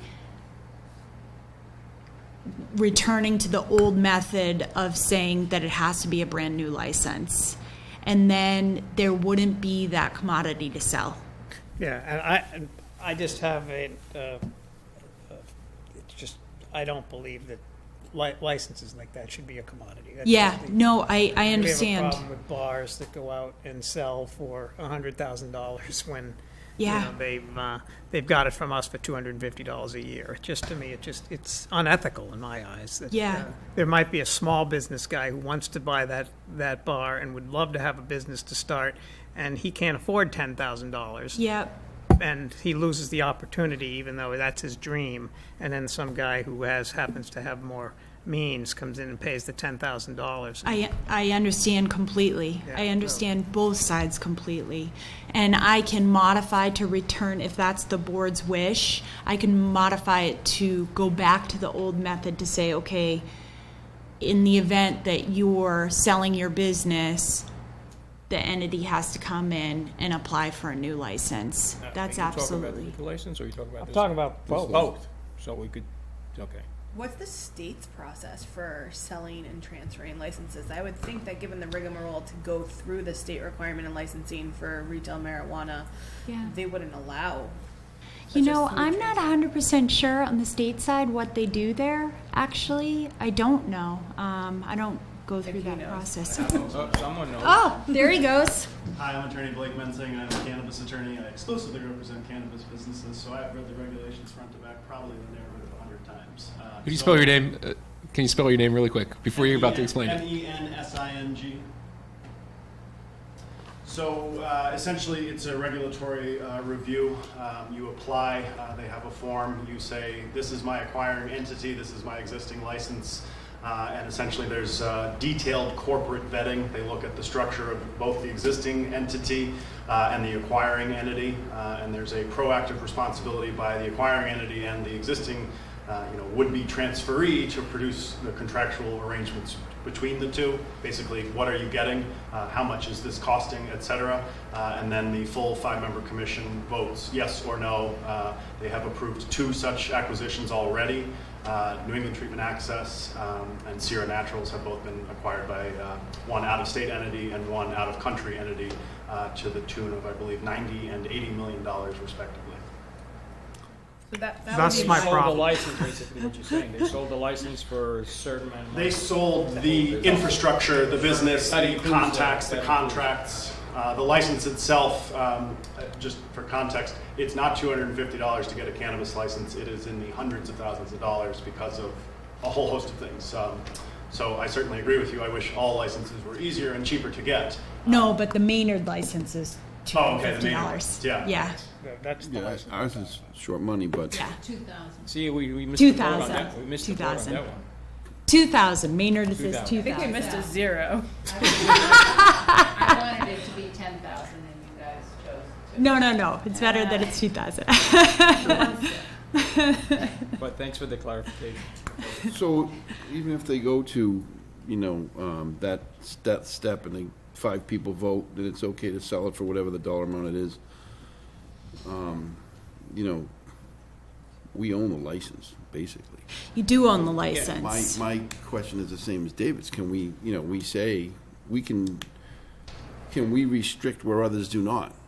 Where the state does not restrict it, and they take their vote 5-0, that sure, you can sell it to an out-of-country entity, an out-of-state entity. Can we restrict what happens to the license that we Yeah, assign? so unlike the HCA where you have a lot of discretion, under a licensure process, there's always an appeal process, right? So for example, if you have another license, there may be a statutory appeal process. Where there's no statutory appeal process, the mechanism would be, it's called a writ in the nature of certiorari, which you would file with the Superior Court, but it's essentially the same thing. It says, did they act in an arbitrary or capricious manner in denying this license? And that could be for a new license or for an assignment. So you would have to have good grounds in either case to justify your denial. Well, Whereas in the HCA, you have a lot more discretion. if we set it as part of our community regulations, it wouldn't be arbitrary or capricious. It would be part of our regulations. Right, but so playing it out, this is how I would see it. If you have an assignment, right, they come in before you and they present their case and they say, listen, we're going to partner with you in the same way that these other folks did, and will you assign? Whereas if you have it as written in your old regs, the license goes away and the new applicant comes in, and the question is, will you issue me a new license? It's still whether or not you have grounds to deny. So would the grounds be you're too big of a corporation? I don't know if that would hold water. Like we don't like that. It's different when you're deciding. In the HCA level, you have a lot more discretion to say, who do I want to be part of the fabric of this community? And it's a little bit more nebulous. Could you do something, for example, and this is just off the top, in the HCA, say any transfer of this license to another entity Has to be is approved. $1 million. Oh, Can't you go even If further, they're though? making $80 million off of a sale of a license, and so it's $1 million to the town, could you do something like that? Okay, so That might be arbitrary and capricious. I don't know. Yeah, so there are all these, I'm not asking it I don't think that in would pass like a liquidated damage test, like on. well, asking yeah, it so from the you perspective have, of what our rights are. so you have this whole body of law in municipal licensing law, or it could be a special permit or whatever, and they say, is the license fee or the little infrastructure changes that people make for a development, is that appropriate and reasonable, or is it alternatively an illegal tax? And what they say in terms of license fees is that it has to be reasonably related to the process, right? So you can't set a license fee for, and I'm not saying $10,000 is unreasonable, but you can't set the license fee at such a high rate that it's not related to what you all do here. So what's the vetting process? What's the administrative cost? And all of that, because then it's considered an illegal tax. So I would suggest to you that making some sort of penalty for doing the transfer may be inappropriate. Well, I wasn't viewing it as a penalty. I was viewing it as a, legally, hey, it would be you want viewed as a to work with penalty. Maynard. Here's Right, right. I I don't think, view it as punitive, but rather as part of the, hey, we're working together, and we don't want you to sell under our feet and Right. bring in some other entity that we didn't agree with. I think the case law in other areas of law would point to that being a punitive penalty, whether it was intended or not. Like, and they would just apply it to it being a marijuana business. Like the type of business is irrelative. yeah. I'd agree. Yeah, okay. So in other words, I'm all wet. No, no, I mean, these are all really good questions. What about doing like a blanket non-assignment clause in an HCA, just saying that, Yeah. you know, that way it's not arbitrary and Yeah. capricious, but Yeah. it applies Yeah, to all. probably that's a good way. So you have a lot more flexibility in the HCA context to say that, you know, I want to foster mom and pop store or something like that, and that's why I want to join with this particular marijuana establishment. You have a lot more flexibility in the HCA. Now, whether or not the entity agrees with that, that's all part of the negotiation process. I feel like the cards are on the tables up front, which would make it more likely to be upheld on the back end should it Yeah. ever enter into any The kind of HCA litigation. has a much more flexible. You're absolutely right. So, okay.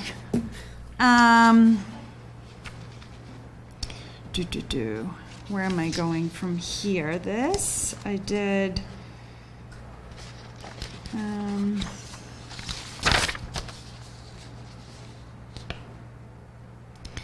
Inspections. Oh, okay. I made a change to inspections, and it's on my new 12, and I don't know where inspections are in the old. In any event, let me tell you what the change was there. That, okay, yes, they're subject to inspection, but especially on the cultivation side, but I think also on the retail side too, because I don't know if there may be loose marijuana that they put in afterwards. But I put an exception there that the police can go in, but if they're going to contaminate, it's right for the marijuana establishment to say, you know, put on whatever we need you to put on before you go in and check this place out. Same thing, Board of Health. And this would apply, I think, most importantly on the cultivation manufacturer side, but also to some extent it could apply to the retail side. So some protection there. I added, what did I add there? Let's see. Conditions of approval is the same. Oh, I don't believe in the old regs we had notice requirements. So, you know, for due process reasons, you want to, first of all, notify an entity if there's a complaint and that they're coming before the board. But also, there's a notice requirement for the public so that they can participate in the hearing process. So I have a butters notification and advertisement in the newspaper, all pretty reasonable, I think. Illegal activities on the licensed premises, you know, there was in the original ones a lot of, there was mention of monitoring the bathrooms and doing all kinds of other stuff, which you might do for a bar to make sure there's no nonsense going on in there if people are drinking and, you know, excitable or whatever. But I just say, listen, you know, in this context, you're going to have a high degree of supervision.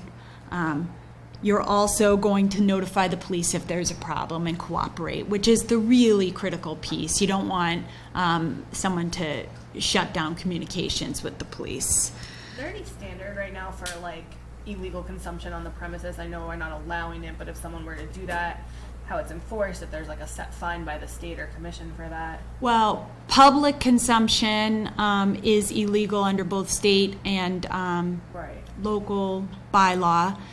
So there's a fine for public consumption to the person consuming. And the question becomes if there's consumption on the marijuana establishment. I think if I were arguing on behalf of the marijuana establishment, did they know, did they condone it, Yeah, I mean, and all obviously of that. they wouldn't want it either because they wouldn't put their license in jeopardy. At I'm risk just for wondering, one person I to. anticipate there's going to be, you know, some people who, you know, might not be as respectful of the law or.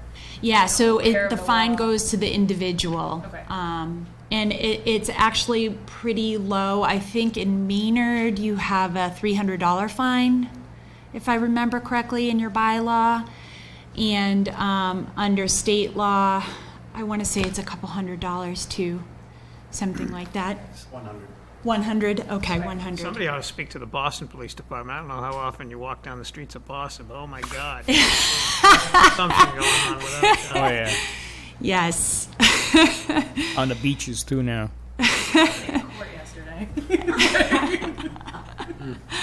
Yeah, I think that was both pre and post legalization. Yeah, probably so. Just related to enforcement, obviously we don't have tests like OUIs and stuff or marijuana, but are there going to be any kind of trainings available to police departments? To especially- detect So there is heightened training. It's enhanced training. It's already available. It's a little bit expensive. They're working on, and last I heard, there was no set way to test, but they're working on something similar to a breathalyzer to monitor actual, but it hasn't. There's actually someone in Massachusetts that's working on coming up with that. Everyone's machine, trying to whatever. chase Yeah, that. Of course. Yeah, but that will be a really long process because you have to, number one, establish that it works scientifically and then, prove it in courts. Yeah. So same thing on the cultivation side. There's this monitor, because of course noise is really easy to calculate using one of those meters, but they didn't have a meter, but I've heard and I've read actually that there is a meter in place, but it hasn't been tested and hasn't gone through to say this is a reasonably acceptable, scientifically proven measurement or something. So, but they're chasing that for sure. Going on, permission to close the premises. Okay, I modified this to say there are sometimes just normal business activities that occur, and so I say a minor closure. I gave 7 days, and it was sort of just, but you might want to shut down for a week to do inventory or to do whatever it is and not be open to the public. Management, I added that the contact information for the manager is to be provided to the LLA for obvious reasons. I said that the manager is, to be actually engaged in managing the property, but I allowed him to actually go on vacation. So I say temporary absences are accepted. Change in manager must be notifying the LLA. Training, we talked about training. That hasn't changed. Complaints, again, members of the public can file a complaint with you all. You can investigate. You can determine an investigation is not even required, going on and on. That stays the same. Revocation. Again, the only real major modification, I changed some formatting stuff to make some things pop out a little bit. But I really changed here that refusal to disclose information, okay, that doesn't include attorney-client privilege and things like that. That was raised to me like, Kate, we're not going to demand that, and I respect that. Or the individual's right to seek counsel if they need to. And all of the rest is pretty much the same. So those are sort of the highlights to the changes I made. I think they make it a little bit more manageable and a little bit more targeted to marijuana as opposed to liquor. Now, on the other entities, because I felt like it was important to mirror the two regulations, so the retailers and the cultivators, and what I did was, for you, I took the retail regulations and then I modified to add that these are the licenses we're talking about: cultivator, testing facility, manufacturer. But I highlighted those areas which I thought were more appropriately applied to retailers because they dealt with your customers. So those are all those highlights that you see on those rules and regs.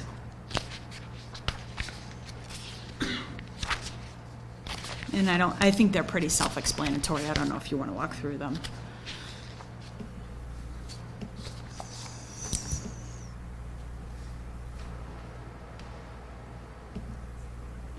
And then finally, on the application, the one change I made, and I made it in a couple spots, was to be clear that the security plan is going to the police chief, not to you all, because I don't want that to become a public record Makes sense.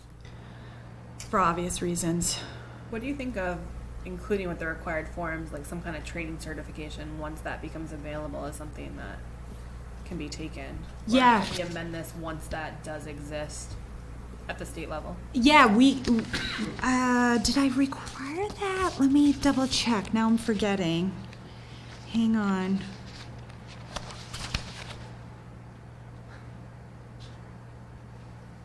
The responsible vendor program.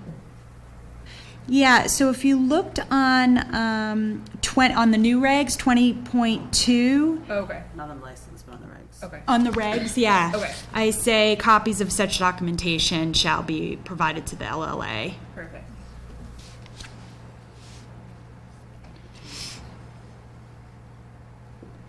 So that's it. Looks good.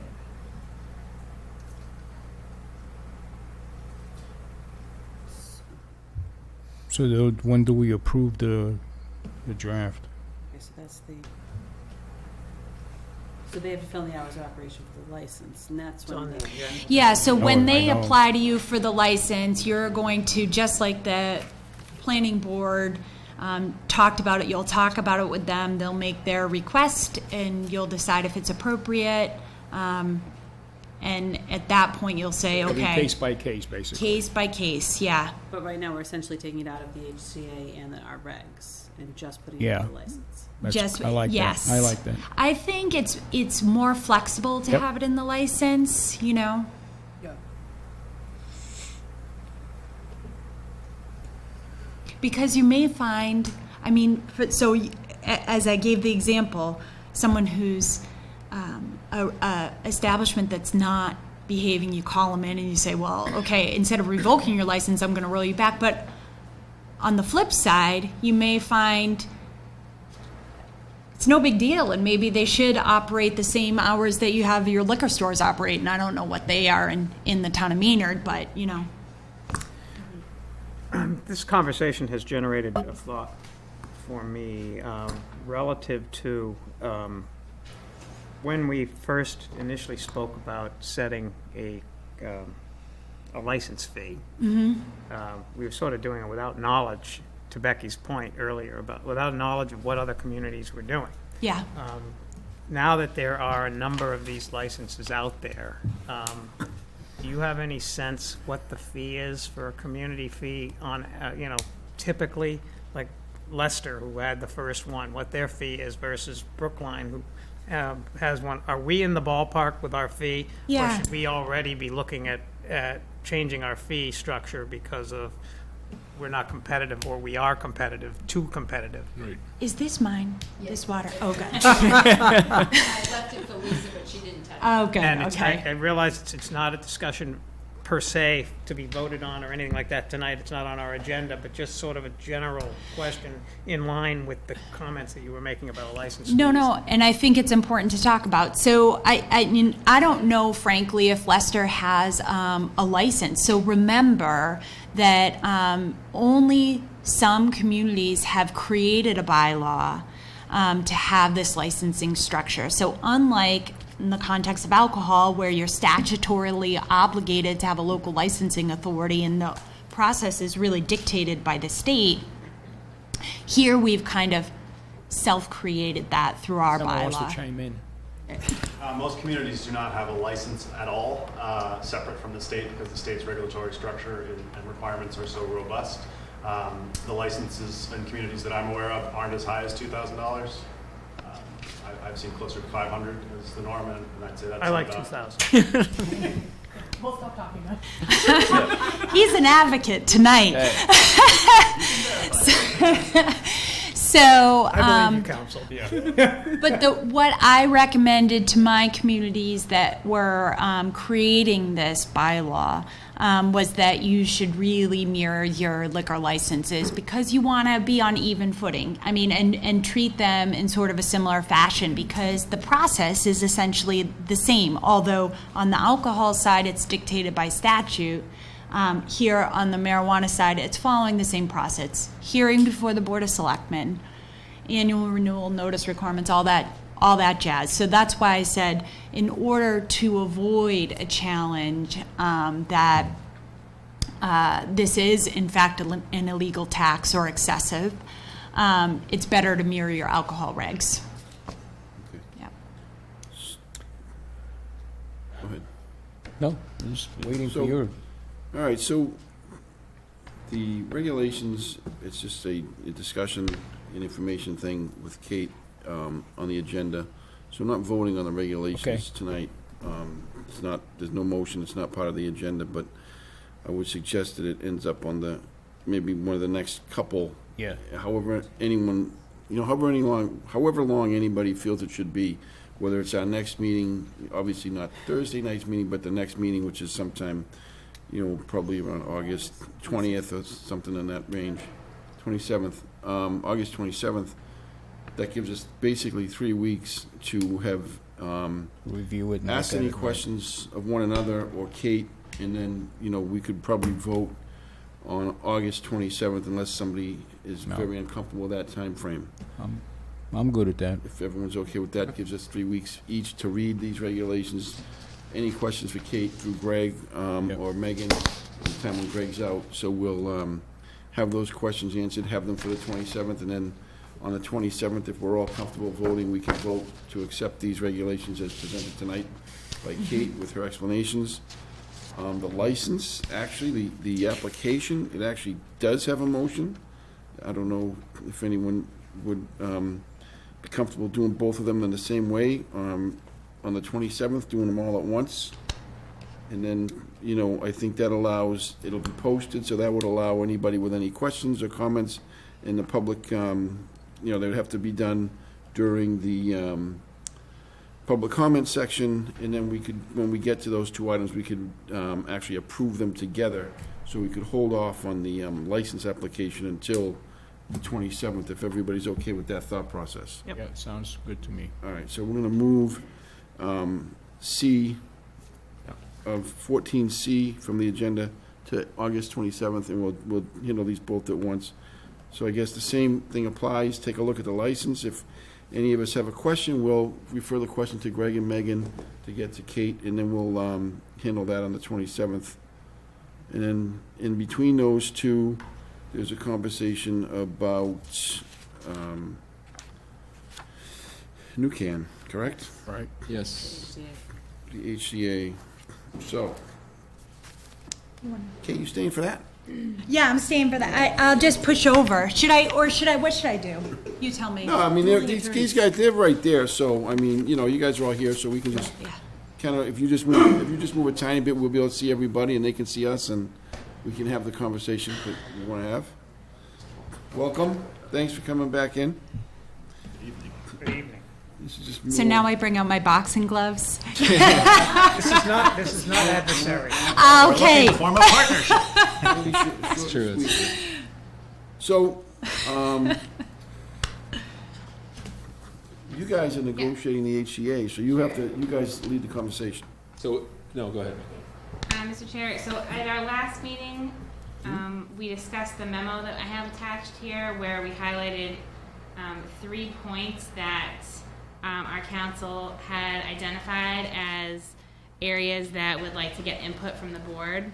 And so I know at our last meeting, we discussed it with New Can representatives, and at that time, the board decided to bring it back to this meeting so that we would have council here to answer any questions. But I believe kind of the three questions that we have are outlined in that memo. We could kind of run through them that way, if that works. Yeah. All right, so there's 3 items, and if I'm correct, they are location, On-site. self-service displays, and vending machines. Those are the only 3 items that we're gonna discuss. Correct. Okay? Who'd like to start?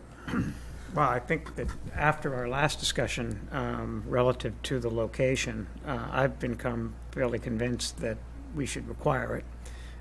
All of the information that I've seen that's been provided to us, not only by council, but that I think there was some other documentation that we read too, that indicated that it was basically standard practice, not only in our liquor licenses, but for these marijuana licenses as well. So I think it's something that we should require. And there was something today, I think it was, that said, our concern should be about zoning rather than about the host agreement, and to guarantee that we're following through on the zoning aspects, that we should require the location to be known before any HCA is approved. So I am in support of requiring location. Yeah, so am I.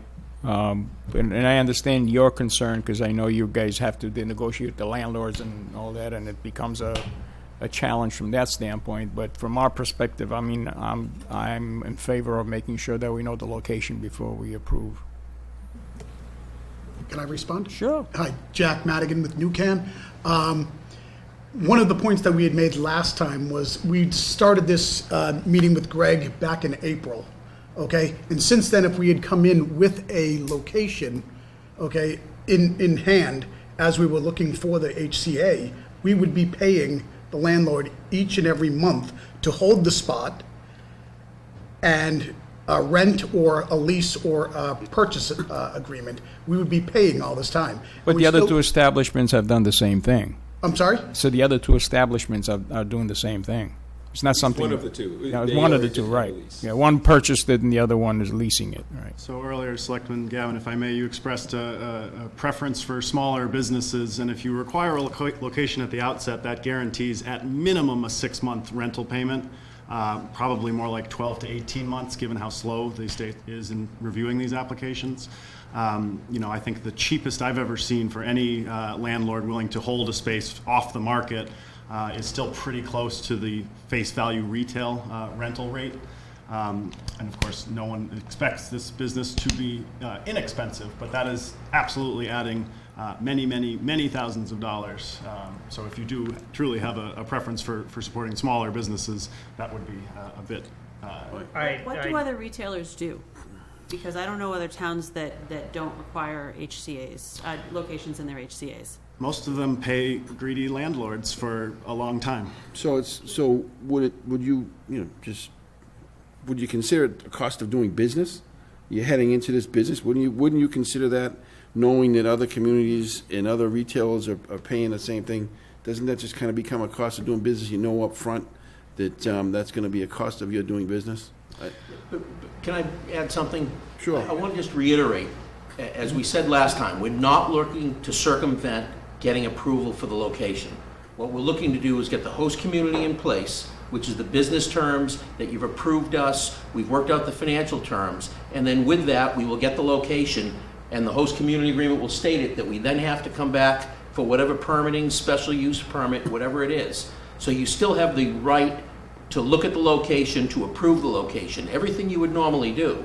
It just doesn't put us in the situation of having to pay up to 6 months worth of rent just to get to the point of whether a decision is going to be made one way or the other on the host community agreement. So you're proposing that there's a stipulation in place that'll spell that out? Yeah, that's what we said last time, was it will be in the agreement, that we still have to come back, you still have the right to review it. The process now, if you take a really deep dive, there's a lot of discussion about why economic empowerment applicants can't get licenses in the state. And the reason that a lot of the small groups can't get licenses in the state is because the way the process has been going of get your location, then come in and get the local approval, it tips it on its head. There are large companies that come in and they scoop up locations. We looked at a location in another community that somebody had been paying on for a year just to keep it off the market. So all we're asking is to get the host community agreement in place, and then we will come back to you with the location and seek approval. You're not giving up any right of review, you're not giving up any of the control you would have, but from our point of view, we know that we have the deal with the town, so that when we're talking to a landlord, it's not speculative. It's not, well, we're going to go back to the town and hopefully they're going to approve us to operate in the town. It's, we've been approved. They've done their due diligence. They're comfortable with what they've heard from us. They've asked us a lot of questions. And we know we've been approved to operate, we just have to find the right location. And you're within the zone, then we have to go back and get it approved. The only reason my concern is this, because unfortunately with one of the establishments, in my opinion, we got burned because they already have the space. Right. And we should have had it approved prior to them getting the space. Well, our meeting back in July, Administrator Johnson made the comment, I wish we had looked at that with one of the other teams, because then we could have approved the team and said, but we don't like your location. So we're giving you more control over the process this way. And we're saving a lot of money on our end so that we're not paying landlords when it's really speculative. So two things. The host community agreement would absolutely have to be amended to include the specific address for it to be of any utility to the entity. Essentially, the host community agreement is deeming the entity itself worthy of participation in your business community in Maynard. The zoning is all about location. So HCA, you like the people, you like the entity. Everything else has to do with all of the explicit local concerns. So parking, traffic, safety, neighbors, smell, everything that you absolutely have the right and responsibility to review. The HCA does nothing to abdicate that or cut off any of your authority. And it in fact doesn't entitle you or get you any brownie points before any other boards before the town. It's just a separate document that the state requires as a condition of applying for consideration. Kate, what do you say? So the thing about zoning is absolutely, there's a special permit granting authority, the planning board, and they review to see if the location, number one, is in the appropriate area, and then whether or not conditions have to be applied to the permit to make it workable. Now, all that being said, there is an appeal process under a special permit. If you were to deny, for example, if the board determined, listen, we can't even fathom a way to condition around this, and I can't think of what that would necessarily be, but we can't fathom a way to condition around this property to make it suitable for a marijuana retailer, and they deny the permit. There's an appeal process, and under the law, in the most academic sense, the board has broad discretion to determine whether or not a special permit should issue.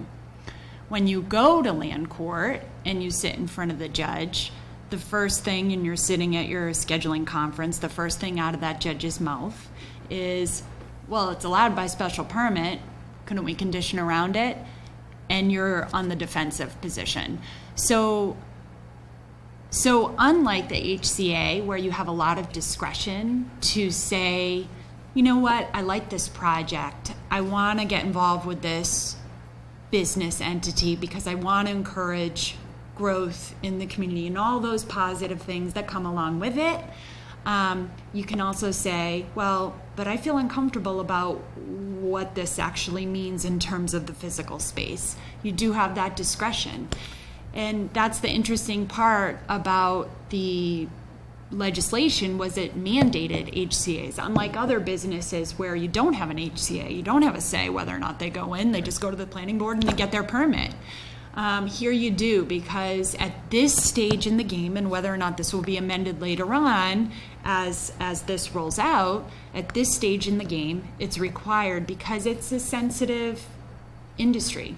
So you're cautioning us about unintended consequences as a result of approving something and then having them turn around and say that.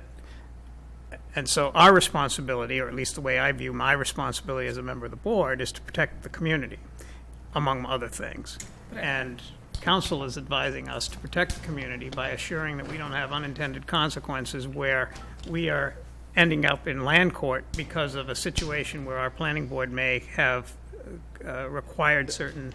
That has not one thing to do with the host community agreement. I don't believe you're hearing what she said correctly. She's saying if you deny a special permit at the planning board, that's appealable, and then the land court judge would say what she said. That's right. The host community agreement process is not appealable.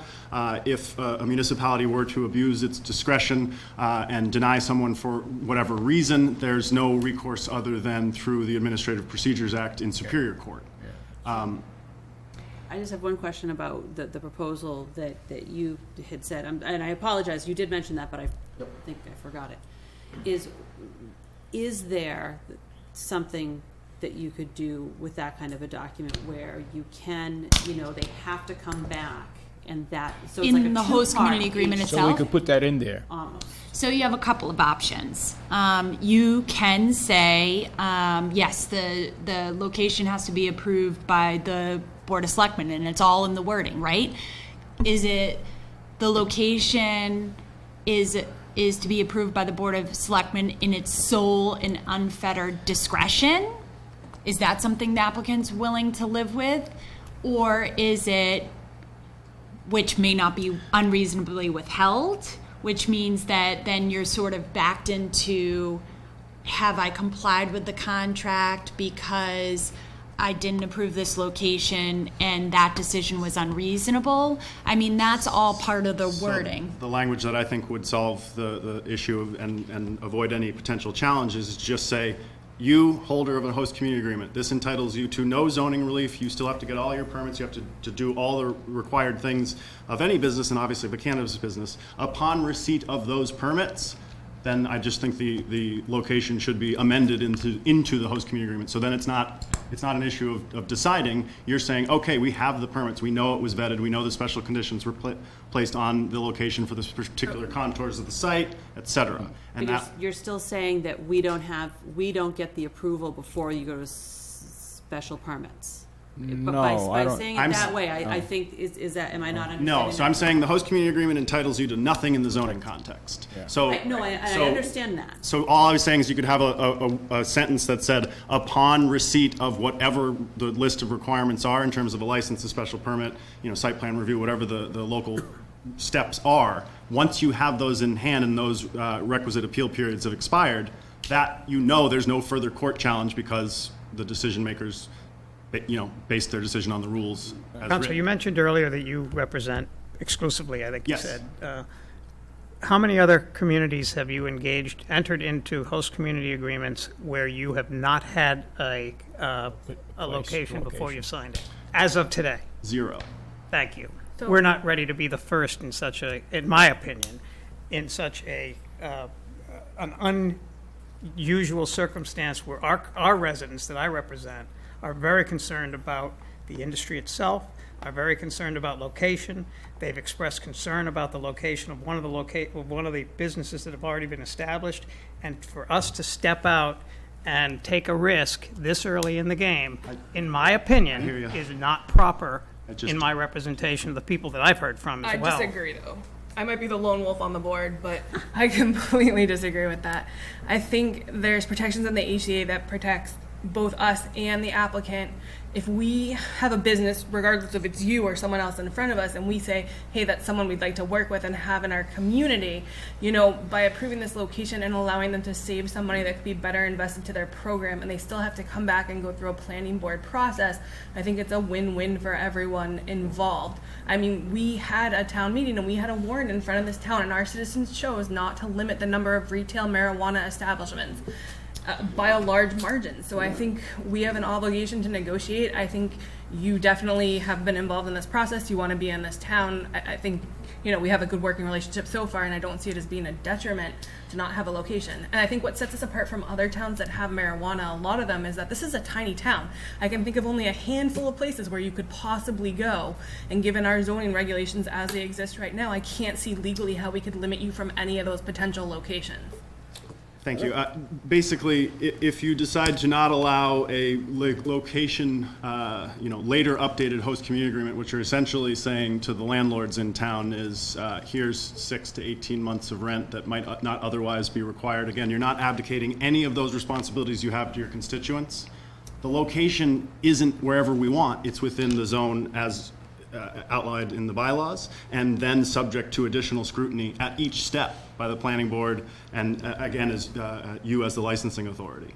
So the location in the host community agreement, frankly, I think the way other towns have done it is a little bit backwards, again, because it guarantees 6 to 18 months of basically rent for nothing for landlords. And I understand that, but the way you're saying it to us is basically that we're guaranteeing the landlords this rent.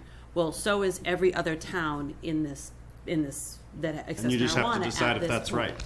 Yes. So, so don't just say that it's us, because it's not just us. You have to admit this is a new industry.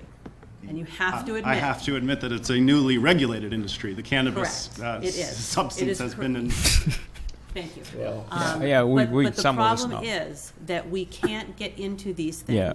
without knowing what we're getting into. And I understand you feel like you know it, and that's perfectly fine. But we are also responsible to our townspeople as well. So. And I just would reiterate that the host community agreement entitles this company to exactly nothing other than the eligibility to apply to the state once you have a location. And I do understand that. So my frustration with the whole process at the time, right now, has been that we did sign host community agreements with people with locations on them. Mm-hmm. And in my head, before I knew any better, I will admit that I thought when I voted to allow zoning and said, oh, well, it's by special permit, so I will have some conditions. There are very few conditions that you can regulate out of. There are very few things that, if you're in the zoning, there are very few reasons not to allow that business in. So for me, it doesn't feel like a safety to say that the planning board can just decide whether or not it's a good location, because I feel like it's our job to decide whether it's a good location before it goes to the planning board. I guess I don't follow that logic. The host community agreement is about rights, duties, and responsibilities between the entity and the town. It comes with up to 3% of community impact fees for costs actually incurred, basically relating to the extra services required to guard against a whole host of ills that, frankly, I would say probably won't befall the community. I do think there's been a lot of parallels drawn between alcohol and cannabis. I think that's a very poor measuring stick. The toxic dose to kill a human being with cannabis is the equivalent of 1,500 pounds consumed in 15 minutes. And that's fine, and we're not. Yeah, we're not arguing that point, by the way. We're not Yeah. arguing on that part. We're going to a different area. It has nothing to do with the consumption. Yeah, exactly. But I guess what I'm saying is you want to guard against, you want to protect against the perceived public dangers, and I think that's absolutely your responsibility. It's not that. Okay, I'm sorry. We're not. We're not arguing against that. public danger and people's health is always a concern, but the concern here is to David's point, and Melissa's. I kind of disagree with a little what she said, because I don't think there's anyone here trying to not negotiate, not discuss, or limit the number. Right. I just think that, to David's point, there's any number of people in the town of Maynard who, speak to the five of us that have concerns about the two locations we have, or potential locations and everything else.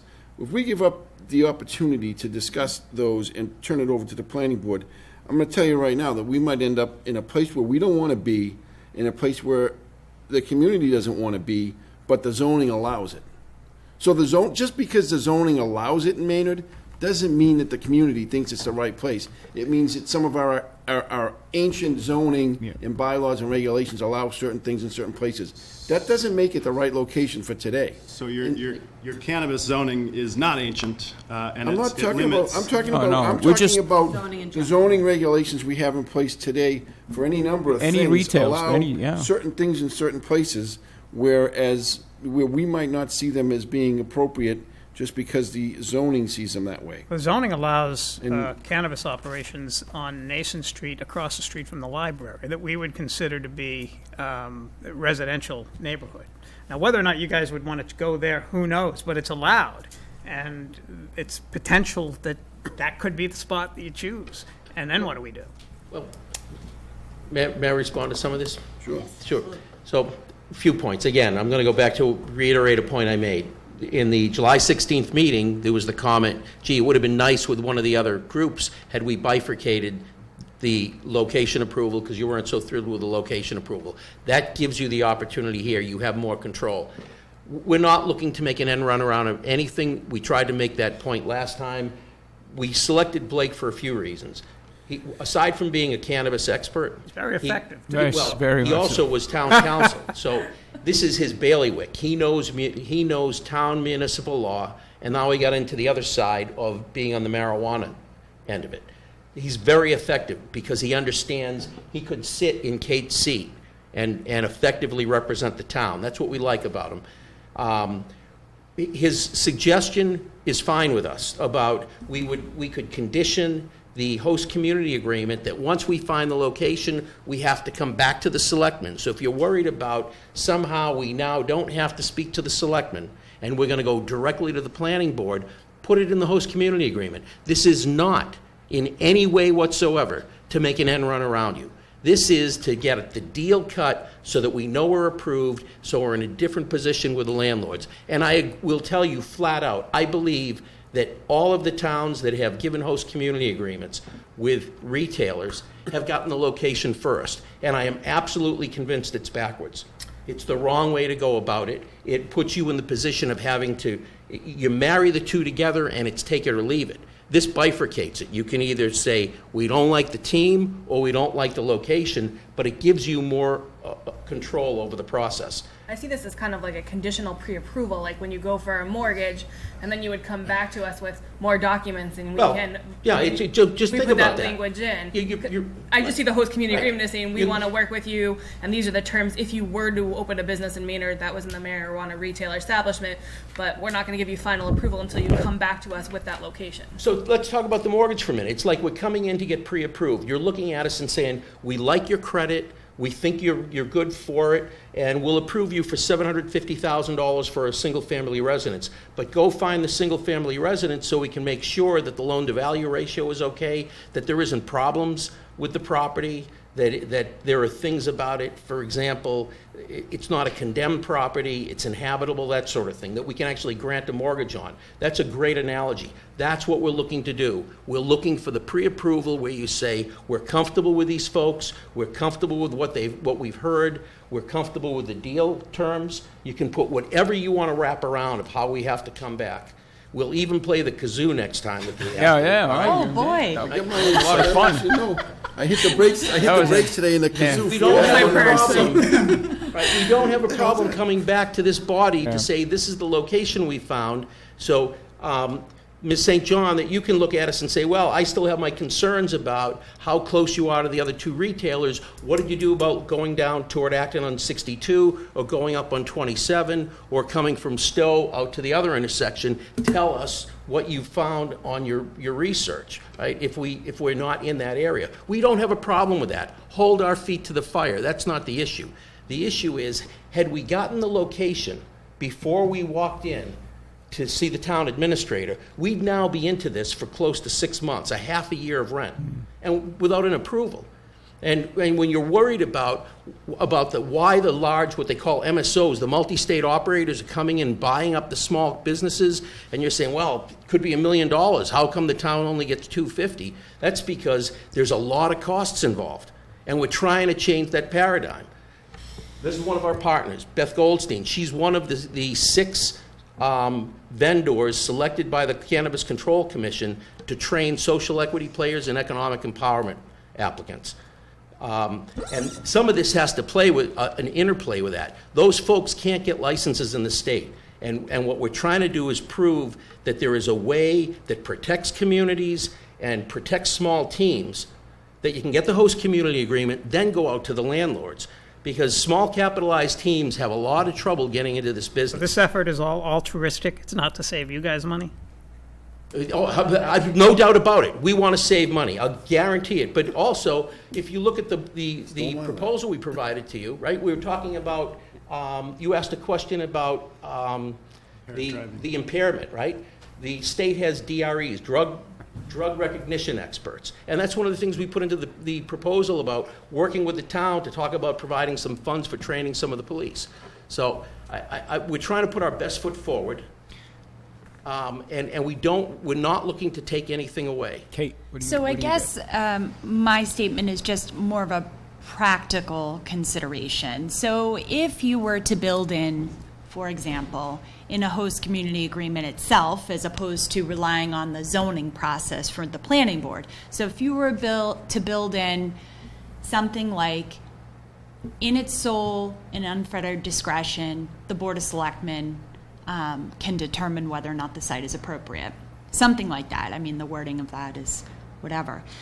It essentially is creating a revocable contract. So my question would be, what better position are they in? Because here you have an unexecuted contract where you've said, okay, I agree to all these terms. I think all of these terms are fully appropriate. We can get behind it. I like the community impact fee. I'm on board. Come back to me as soon as you get a location. We'll fill it in. We'll execute the thing. It would be a 2-minute conversation. To me, it provides the same protection as a freely revocable contract where you've executed something that says, well, I can unexecute it. So I don't understand, in my mind, the difference from a business perspective that provides, and perhaps there is a difference in their minds or in their negotiations with their landlords, but I just question it. It's a lot different to say this is a revocable document if I am unhappy with the location versus, come back to me with the special permit that the planning board gives. And we talked about the risks and pitfalls with an appeal process under the planning board, the constraints facing a planning board in a denial. So that's a lot different than saying, here, come back to me. It's bifurcated. You've got two processes. They've determined that the location is okay, and so we're happy, and it's a check-in, as opposed to saying this is revocable by us, regardless of what the planning board does. So I think there are two different things there that is worth discussion. Can I just tell a quick story, if I may? So I appeared before a city council to seek permission to enter into negotiations. We hadn't gotten this far with any language going back and forth for a host community agreement. We didn't get to speak. We didn't get to that point, and it was not appealable because that's a mostly discretionary act. What one of the city councilors said was, this is too close to a residential neighborhood. Now, this property was something that they had contracted to purchase for over $1 million. So they found it on the zoning map. They then learned of a shadow buffer zone that wasn't in the bylaw, but because it was in the host community agreement context, their only option would be to sue the municipality to try to get them to change their decision. Of course, that's no one's idea of a good way to start off a relationship. So again, the HCA just doesn't have anything to do with zoning, doesn't have anything to do with the location at all. It doesn't entitle them to do anything in the town other than say, you as an entity are worthy of entrance into our business market. Exactly my point. So there are definitely two schools of thought here, and this clarifies for me. They're not suggesting to you that you can revoke this agreement if you're unhappy. They're saying let it fall through the planning process, let it follow that course and see how it plays out.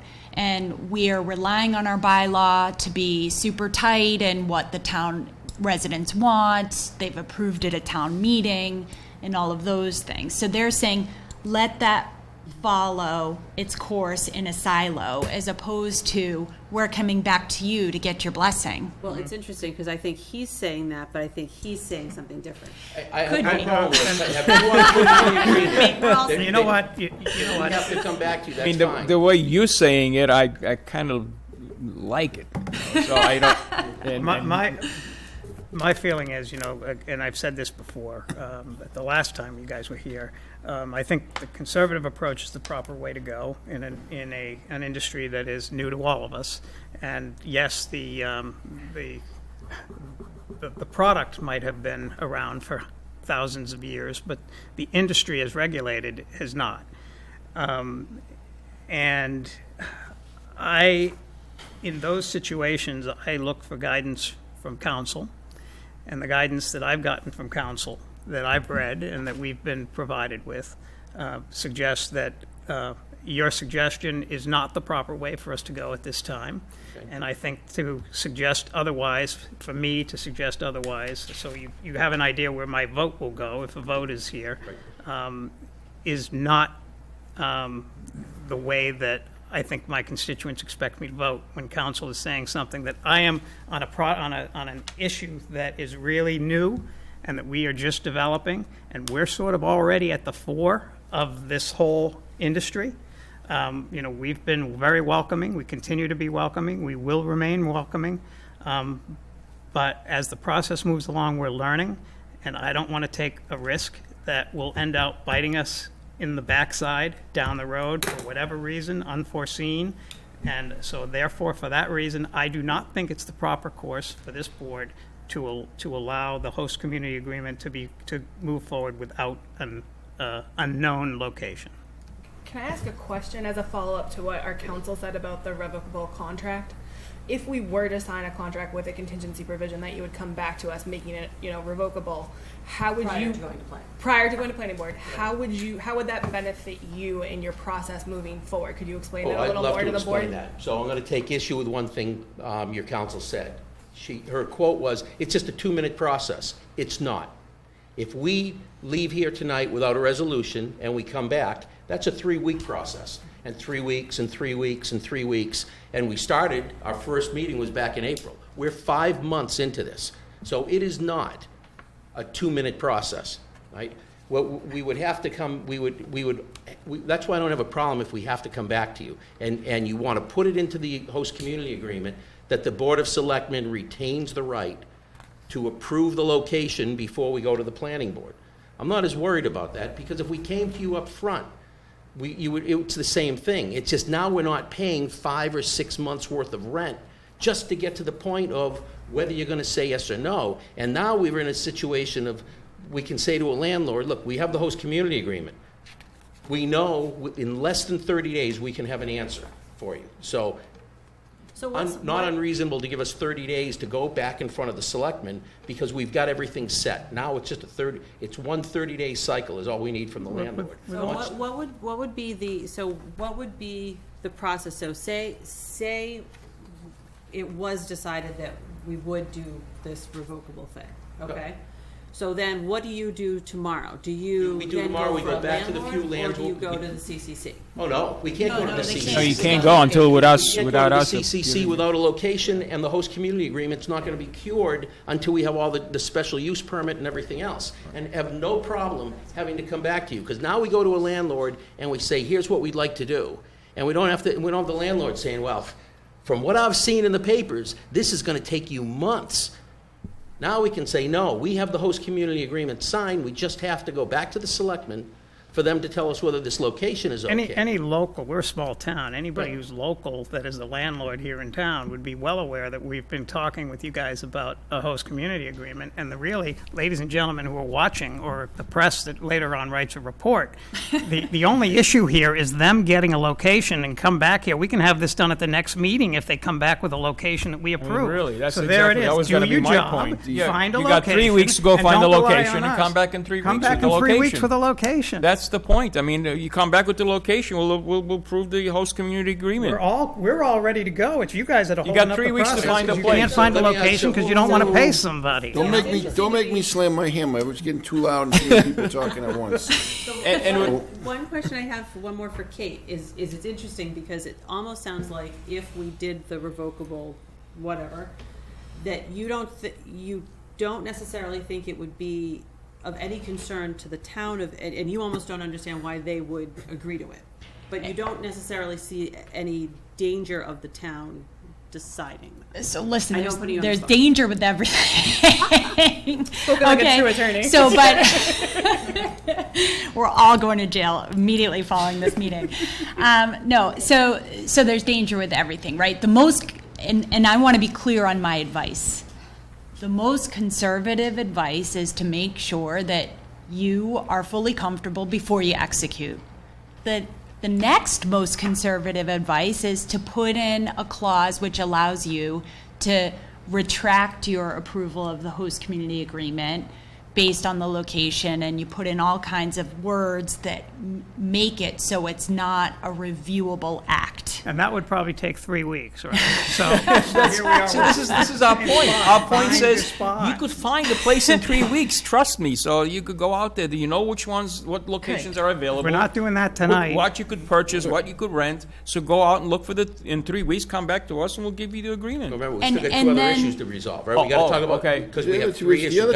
The other two two issues are going to be A short and minor, sweet. a minor. The other two issues are going to be very short and very sweet. Are you talking about the vending machines? That's been very simple conversations from our standpoint, Yeah. as far as I know. But anyways, as far as this particular issue goes, I agree with David that I would like to see the location on the HCA. If council could assure us that, you know, we would have the ultimate say on the location, I may be willing to change my opinion, but, you know, just for the record, so everybody understands, you know, this is our responsibility, the five of us. We've been charged with this responsibility. I understand the votes that have been taken and everything else, and, you know, we would be the first in the state to, you know, by your own admission, we would be the first people to not require this. It's required on our liquor license, and, you know, to suggest that the apples and orange comparison between the liquor license and the cannabis license, we're not comparing marijuana to liquor. We're just comparing the rules that govern the sale of the two. And I don't think that that's an unfair. I don't think community agreement. What? Mr. Chairman. No, but we require location. For our license, we require location, and for our approval of this board, we require location. So this board's responsibility is the location. It remains the location, it is the responsibility of this board in both situations. So I'm unwilling to give up that responsibility or cede that responsibility and wait and see what the planning board does, because frankly, this board has not been pleased with every decision that the planning board has made, and we have a couple of things in front of us right now that went to the planning board prior to us getting it, and we're not happy with the results that came back. So I'm not willing to give that up to the planning board, especially on something so new, so, you know, so... Yeah, but I think, Chris, visible what to they're the saying is community. before they go to the planning board, we have that, you know... That's what I said. Okay. I would be So you'll willing to okay. consider that, Okay. but I'm not willing to give up Yeah, I the agree- right I agree of with you. location I totally being agree our with you. decision, Yep. period. Mr. Chairman, just 2 points, if I may. Sure. We're not asking you to do that, right? You think you've got it. We'll come back to you. And this isn't a case of we're asking you to give this issue up as you're comparing it to, for example, a liquor license. We're saying we still have to come back for it, and we don't have a problem with coming back to the selectmen. Okay. And you can continue to maintain that control, because if you say, we don't like that location, therefore we're not giving you the approval and you can't move to the planning board stage, Okay. you're still retaining the control. Okay, so Kate, could you provide us language that shows us both options? Yes. Thanks. Awesome. That's the end of the location. That was your most succinct answer today. Onto self-service display and onto vending machines. In your own words, neither of these things are part of the culture right now or part of the sales process at any locations in Massachusetts, and we are not, in my opinion, going to be the first to allow either. Does anybody else feel differently? No. Does anybody think they're going to change their opinion based on anything these gentlemen have to say this evening? No. That's the end of those two. We agreed with you. That's the end of those two. He agreed with us on that. Those two are off the table, and we'll deal with the location once we get advice from council. Okay. So I will send you a revised copy, and we can go from there. Awesome. Awesome. Perfect, all right. And understand that we, I think I could speak for everybody here when we are very appreciative of the, you know, the things that you've done and the things you've shared with us and everything else. So we're not being. Yes. We're not, there's nothing, We yeah, don't exactly. disagree with any of those things. All those things are very pleasing to us. Yeah. But the location piece is a huge thing for the five of us. And that's- Understood. Well, at least four Well, of us. 4 of us. We're going to work on Melissa, but anyways. So anyways, we are appreciative of, you know, all the information you've shared with us and everything else, and we absolutely want to continue to work on the path to make this right and do the right appreciate thing that. for Absolutely. you guys and do the right thing for us, because Yeah. we are charged with Absolutely. answering Thank you. to a few thousand people that might want to watch TV on a Tuesday night. But anyways, we do appreciate you coming in, and we look forward to resolving this Yes. to everyone's best, you know, results. Thank you, too. Sorry, was there a And third thank you, nice item? to meet you as well. What's that? What do you say? I just was asking, wasn't there a third item? No, yeah, we got think it two, was the- we did two at once. Okay. Thank you very much. Thanks. Thank you. Okay, thank you. Thank you All right, so thanks, much. have a Great good night. night. Thanks, Kate. Thanks, Kate. Thank you, Kate. I'll see you guys soon. Yep. Yeah, you might be seeing us in 3 weeks. Yeah, maybe I'll go on vacation. Yeah, there you go. All right, let's go backwards a couple, is this? Hey, Miles is here, Miles is here. Miles, join us. He hung around all this time. You came in 2 minutes late. If Yeah. you were here before them, we would have gone to you, but anyways, So, just so you know, we, earlier, before you were here, we approved the other two gentlemen that Greg suggested for membership on the Capital Planning Committee, and that's Douglas Adler and John Larkin. We approved of the charge of the committee, which is basically a one-sentence charge.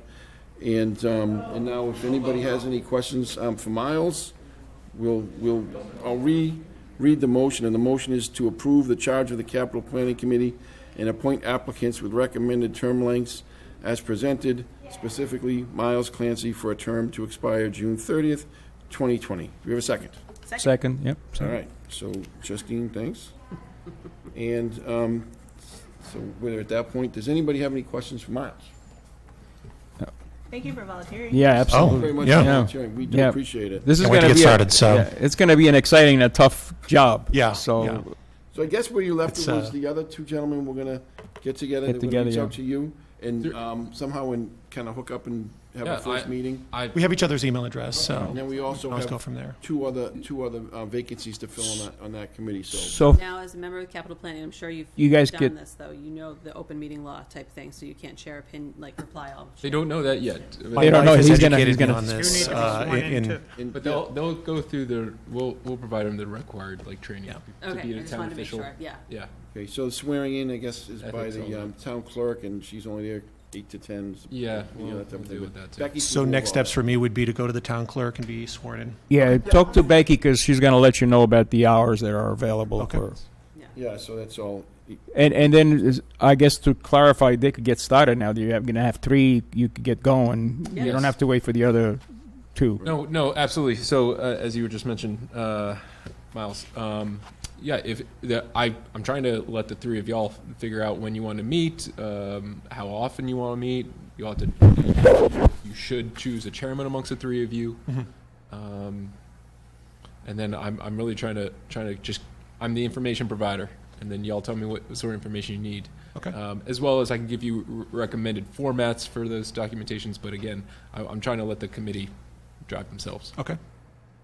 We'll figure it out. Yeah. Okay. So, all those in favor of the appointment of Miles?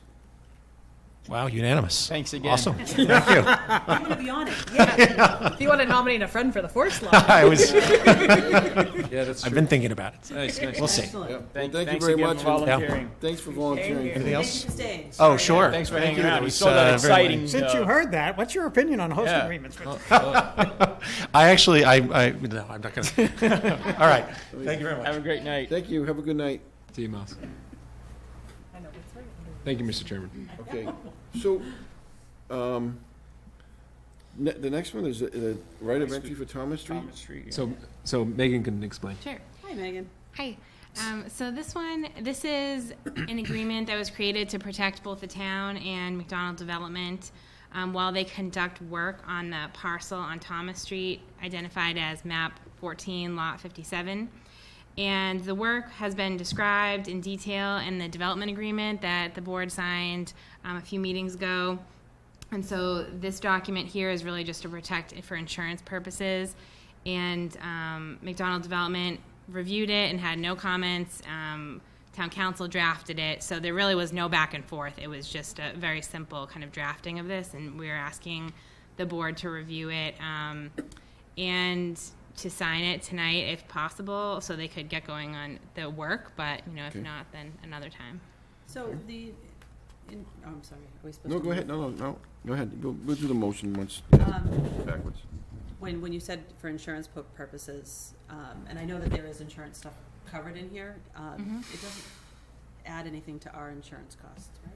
No, no. Basically, That's this just, document protects the town Exactly, while protects they're us there. from anything that goes wrong It there. assures that we are not liable for Correct. their, and Correct. they have For their whatever liability they have their coverage. own insurances that they have to deal with. That's I just wanted to double because liability I just wasn't. Yet sure it about. gives them access to that property Yeah. that we own to utilize it so they can stage stuff for Right. their. Yeah. All right, I'm going to read the motion since Oh, we got to that sorry. backwards, but that's okay. No, nothing to apologize for. Motion to approve the right of entry agreement for the Thomas Street Park as reflected in the 42 Summer Street Development Agreement. Do a second. Second? Okay. So does anybody have any other questions or concerns about this? No. We did it backwards, but okay, all those in favor? Thank you. Yeah, thanks for Ms. helping Megan? us put that together, that's great.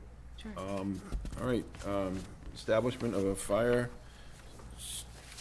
station building committee, and make a motion. The motion is that we move to approve the charge for a fire station building committee as provided. Do you have a second? Second? Okay, and the charge reads, the committee shall work with the Maynard Board of Selectmen and Finance Committee to explore and recommend an appropriate financing program for construction of a new Maynard fire station. The committee shall recommend to the town administrator approval of necessary change orders below the $50,000 threshold to keep project momentum moving forward. The committee shall produce and present a recommendation to the Board of Selectmen for the Board of Selectmen's consideration of acceptance to be added to a town meeting warrant for appropriation of a financing plan. That's the charge. So the committee shall recommend. I guess, we open for comments? Yeah, no, I I'm guess just- my yeah. frustration is, the recommendation of financing and funding of the construction of the Maynard Fire Station was done by the prior fire station group, and the board chose to ignore their recommendation. Very frustrating, because we could have moved along. This last time? Yep. The recommendation was to use new growth from, that was recognized from Parker Street. The presentation at town meeting was made by a member of the Board of Selectmen, Cheryl Steele, who made the point that that's the way it would be funded. She made the point to town meeting that there would not be any recommendation or any need, if we need to see the slide, for a debt exclusion. And here we are, less than 2 years later, and that suggestion for moving forward has apparently been dismissed, and now they're looking for, the recommendation of this group is to look for a new funding mechanism, and perhaps there is another recommended funding mechanism, but the explanation has not been provided to town meeting as to why what was promised at the last town meeting, when this came up, was completely dismissed by the Board of Selectmen.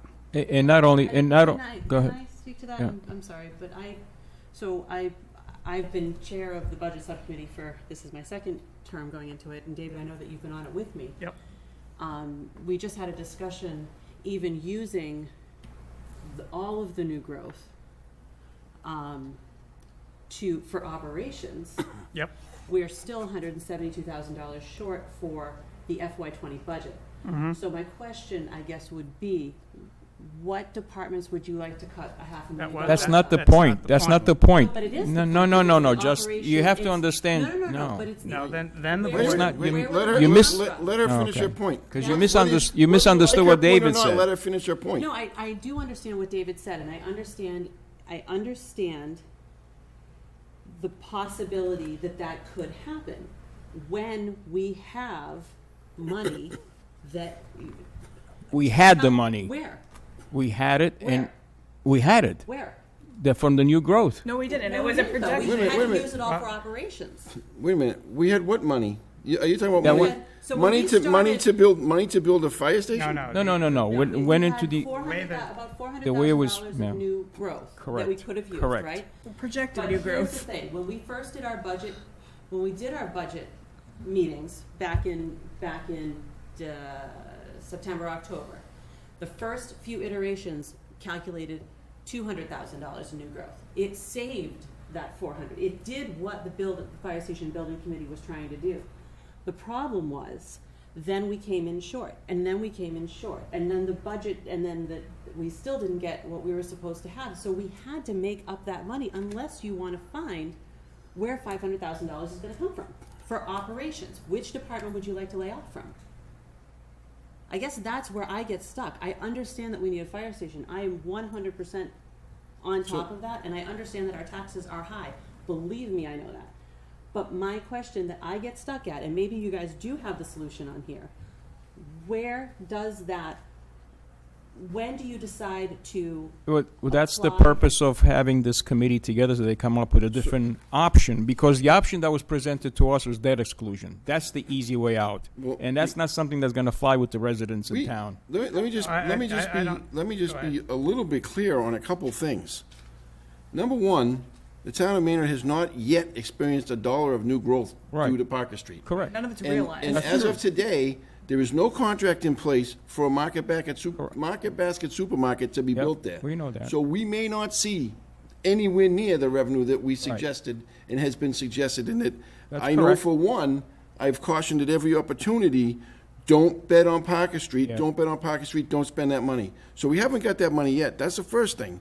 The second thing is, I don't know what David's referring to when he says this board ignored, because we have never had a financing suggestion made in this room or a motion made in this room to vote on any means to finance a fire station. I respectfully disagree. There was a meeting that was held. No, we have not had a motion in this chamber, in this room, or taken a vote on a financing option for the fire station.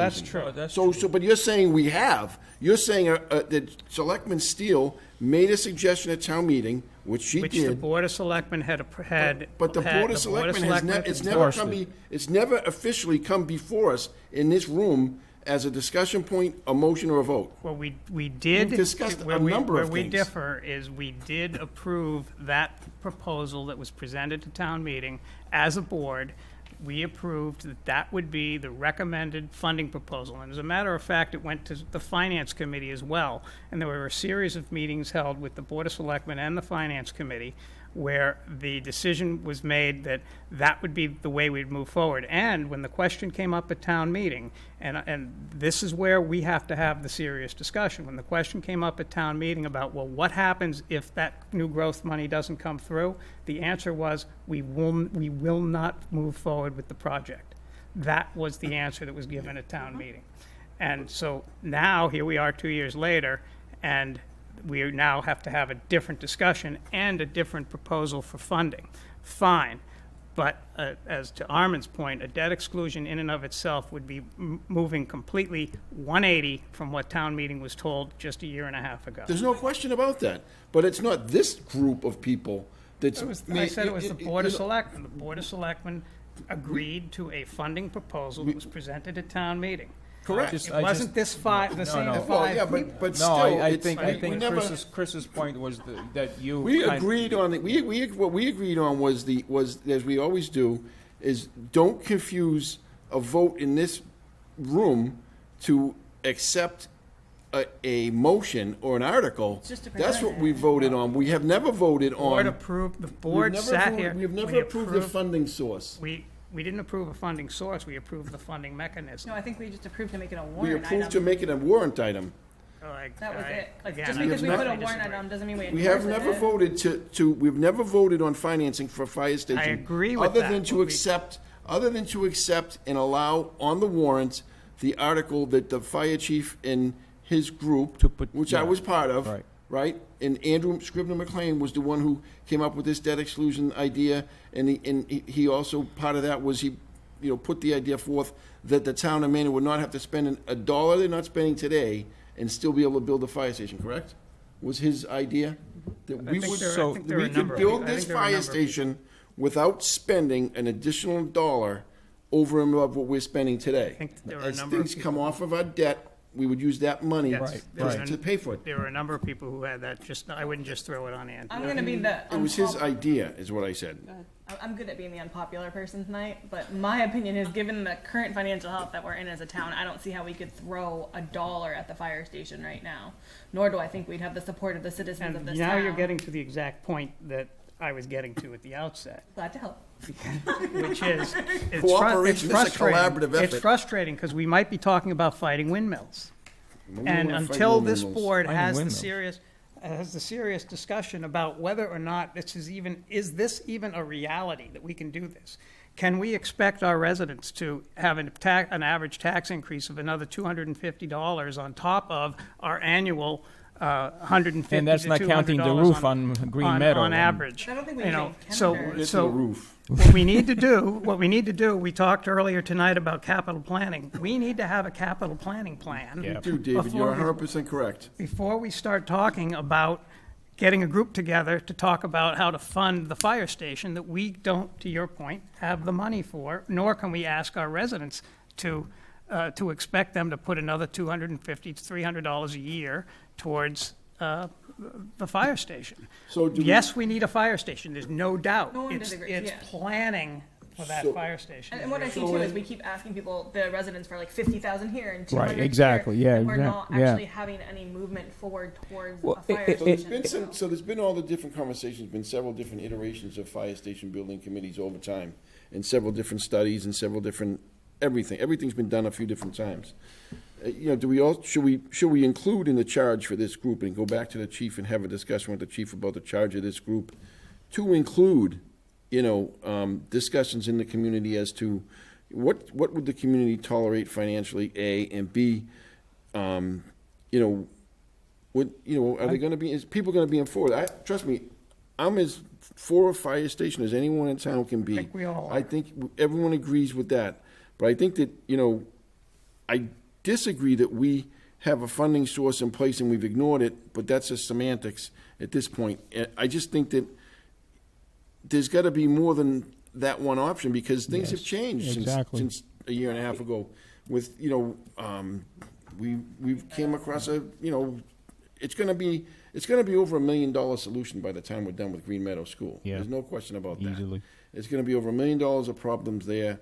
We've got $172,000 that we found out within the past couple of days. We're gonna have to now go back and redo the budget and offer an amended budget at the fall town meeting, the special fall town meeting. So there's a lot of things that are changing, and the fire station thing is changing. I don't think anybody's will or desire for a new fire station is changing, but I do think we have to take another look at the financing So, of it and Chris, see one what our point- other options are. And I don't think, to the point I made earlier, I just don't think that it's smart business for us to rely on increased revenue coming from Parker Street to do these types of projects, because I don't see that that's, But even if we were going to Where we're rely on that going. income, why would this get priority over other things we have, like Green Meadow and more urgent crises in That's town? the, Like, and that's, that's we can't- exactly the discussion that we need to have. can't And I triple think dip we've on been that avoiding money. that. Well, I But the think- one point I want to make to a comment that you made earlier, just a few minutes ago, Melissa, you said that we haven't made any progress. I think it's only fair to point out that we have, this last money that was spent has made progress on the fire station. What we didn't have 2 years ago that we have now is a location that belongs to the town that we know will be the fire station in the future We have a once we get design. there. What we have is a design that's specified specifically for that location, that will fit in the spot, is to the size that we need, and will not change and does not need to be changed. What will change in the future, and the what cost. is exactly, is the cost that will escalate without a doubt as time goes on, as we continue to need to build. So the one thing that this board and the town needs to have is a discussion about priorities and values as to what are our priorities, what are we willing to ask the taxpayer. As a board, we need to say that, but as a community, we need to say where do we reach the breaking point for the community, let alone the issues that we've got with our tax ceiling, tax levy, and all the other issues that we need to address at that level. I don't know currently what, and Greg, I'm not asking you to give me this number, but what our current debt level is. They say that a town that's in fiscally healthful condition should have 6% or 15% or whatever the percentage is that you should have that's going towards debt. Our debt number is well above that and has been for years. And because of good things, because we did the police station, we did the library, we did the Fowler School, we did the high school. But then there comes a point where now we've got issues. And so what we as a community, and on top of that, ladies and gentlemen, that are paying our taxes and everything else, we've got water and sewer issues that everybody Right, considers to don't. be well, that's a different bucket of money. Well, no, it's coming from the same wallet as everything else. To me, that should be a top All of priority these to things begin with. need to be discussed and can't be ignored going forward. We've got infrastructure issues, we've got fire station issues, we've got a senior center that's crying Yep. for assistance. We've got the Green Meadow folks that are looking for a new school within the next 10 years. How are we going to do this without a plan to move forward? So that's So, really yeah, the bottom line. So to Melissa's question, I think, yeah, it's a legitimate question. What's the priorities? I think to David's point, and to add to what David just said, I think when we look at the fire station that we're currently in, where it's undersized for the for what we need today versus when it was built, the condition of the building and the state of the building is deteriorating rapidly, and it puts the health and well-being of the the fire department and the employees of the fire department at risk every day because of the conditions in the building. And everybody, they walk you through it, and they've shown us and everything else. It's just not, the building is just really not suitable anymore, number one. And number two, the cost of maintaining the building is going up because we're constantly repairing a crumbling building. And, at some point, it's clearly not as much as a new fire station, but, the more important thing is the health and well-being of the firemen and women in the town of Maynard. But when you go further than that, people tend to don't extend out. When you extend out, you have to be concerned for the health and well-being of the people of the town of Maynard, because if we have a debilitated fire department and we have weakened firemen and our apparatus doesn't work properly because it's, we're using... And with the growing those town. things, all that stuff, all those things contribute to a potential lack of ability to do the job. And that's why we need a new fire station. Because we're putting not only we're putting the people working in the building at risk, but because we're putting them at risk, we're putting the community at risk as well. At least. So to your point, Chris, the I opinion- think I like your suggestion about, let's say if we were to establish a committee, and to your proposal, one of the things that Chris just suggested, I think it's a great idea. Take the temperature of the community and see where they are. But at the same time, by you putting together the capital planning committee, I think it's helpful for them to come up with the priority list. That's something that they need to come up with, and we got to look at it too, obviously. But I just think that by putting this committee together, the possibility of them coming up with options, taking the temperature of the community, doing some, town meetings or whatever, not town meetings, but, library meetings, just to get a feel. But then that committee will come up with some conclusion at the end and say, this is their options, this is what we came up with. What do you think, Chris? I'm okay with that. To take it a little, take it a little bit further in the discussions, that started this discussion with David was, we might come back to the same financing options, Yes, or correct. something very Correct. similar to some of the things that Cheryl did discuss at the previous town meeting. And certainly there's, nobody likes to discuss any type of override or any of those things, and neither do I. But I think at some point, as a Board of Selectmen and as a community, we have to decide, we have to do it now. And at some point, we have to do this. And how the money is gonna be raised and spent is a pretty important piece of the puzzle. But at some point, we have to move forward with building a fire station, just because I think that a lot of people that have been in that building are under the, for the same reasons why at the end of the day, we ended up pulling the trigger at the high school, because it was gonna flunk out on the ADA and some of those other litmus tests. So we're getting close to that point, but let's see what the chief thinks of that idea, and then maybe we can put this back on the next agenda and do it again like some of the other things. Is that okay? Of course it is. All right, is that okay with you guys? He's like, that's fine. Yeah. It's absolutely no question that a fire station needs to be built. I don't think anybody But questions that issue. just It's- gotta it's find the really right to talk financing. about, the talk is really, okay, how do we fund it? What's the plan? And that's really my key point here, is what's the plan? How does it really affect us? How does that affect other issues that are going on in town relative to what people are telling us that they need and desire, and what's the end game? Where are we 5-10 years from now? Where is the average resident 5-10 years from now in their ability to live in Maynard? and in their ability to when does the house of cards fall apart relative to trying to hold the budget together? And Oh, I'm sure we're going to have some of this discussion on Thursday also, because that's that's part of the planning. But So, Mr. Chairman, would you also like me to hold off on advertising for the membership or No, I don't until think the I don't charges? need to hold off on Could be that anything because he wrong should with be that, able right. to. He should be Exactly. able to just consider that. At least we'll know thought who's interested and- when Yeah. we want See, to. yeah, I don't think we should hold off. absolutely, yeah. I would go ahead and ask So- from people.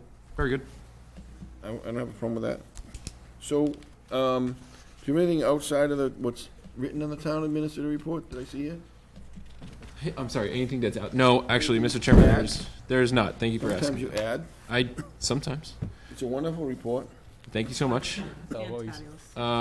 Thank you. It is. I just want to highlight for maybe people, if they are still watching, to check out the Coolidge School request for proposals and Yeah. to Yeah. register with Ms. Mosca here if they do in fact take that, because in order to be to receive any potential addendums to that RFP, we need to know who has that.